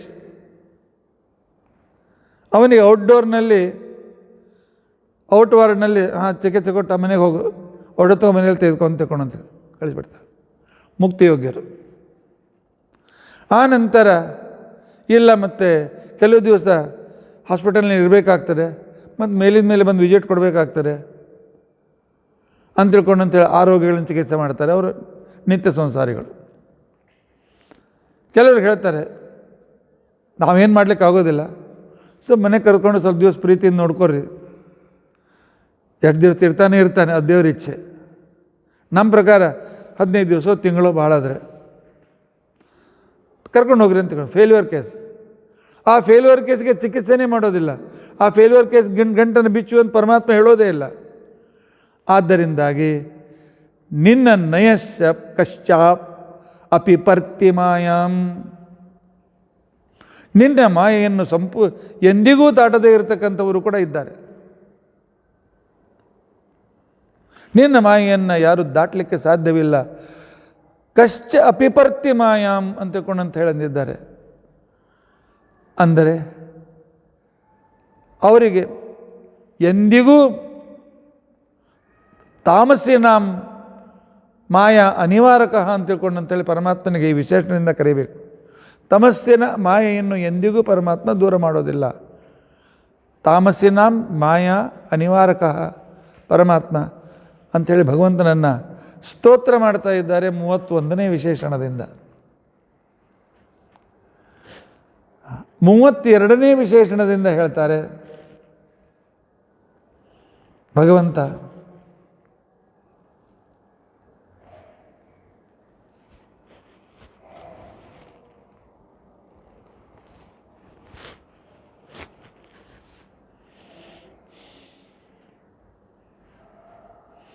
ನಿನ್ನ ವಿಶೇಷವಾದಂಥ ಅನುಗ್ರಹಕ್ಕೆ ಪಾತ್ರರಾಗಿರ್ತಕ್ಕಂಥ ಕೆಲವರಿದ್ದಾರೆ. ಅಂಥವರು ತಮ್ಮ ಭಕ್ತಿಯಿಂದ ನಿನ್ನನ್ನು ಗೆದ್ದು ಬಿಡ್ತಾರೆ. ಅಂದರೆ ದೇವರನ್ನು ಸೋಲಿಸ್ತಾರೆ ಅಂತಲ್ಲ, ದೇವರ ಅನುಗ್ರಹ ಮಾಡುವಂತೆ ಮಾಡ್ತಾರೆ. ಅಂಥವರಿಗೆ ನಿರ್ಜಿತಾತ್ಮ ಗುಣರು ಅಂತ ಕರೀತಾರೆ. ರಮ ಬ್ರಹ್ಮ ದೇವತೆಗಳು ಅಂತಕ್ಕಂಥ ಉತ್ತಮ ಚೇತನರು ಅಂತಿದ್ದಾರೆ. ಉತ್ತಮ ಚೇತನರು ಪರತಂತ್ರರಾಗಿದ್ದರೂ ಕೂಡ ಒಂದು ಕ್ಷಣವೂ ಕೂಡ ನಿನ್ನನ್ನು ಬಿಟ್ಟು ಇರೋದಿಲ್ಲ. ಸತತ ಪರಮಾತ್ಮನನ್ನು ನಿನ್ನನ್ನೇ ಚಿಂತನೆ ಮಾಡ್ತಾ ಇದ್ದಾರೆ. ಪರಮಾತ್ಮ ನಿನ್ನನ್ನು ತೋರಿಸು, ಪರಮಾತ್ಮ ನಿನ್ನ ಹತ್ತಿರ ನಮ್ಮನ್ನು ಇಟ್ಕೋ ಅಂತ ತಿಳ್ಕೊಂಡು ಅಂತೇಳಿ ಸತತ ಕಾಲದಲ್ಲಿ ಭಗವಂತನ ವಾಯುದೇವರು ಹೇಗೆ ಉಪಾಸನೆ ಮಾಡ್ತಾರೆ, ಅದಕ್ಕೋಸ್ಕರ ರಾಘವೇಂದ್ರ ಶ್ರೀಪಾದಂಗಳವರು ಹೇಳ್ತಾರೆ,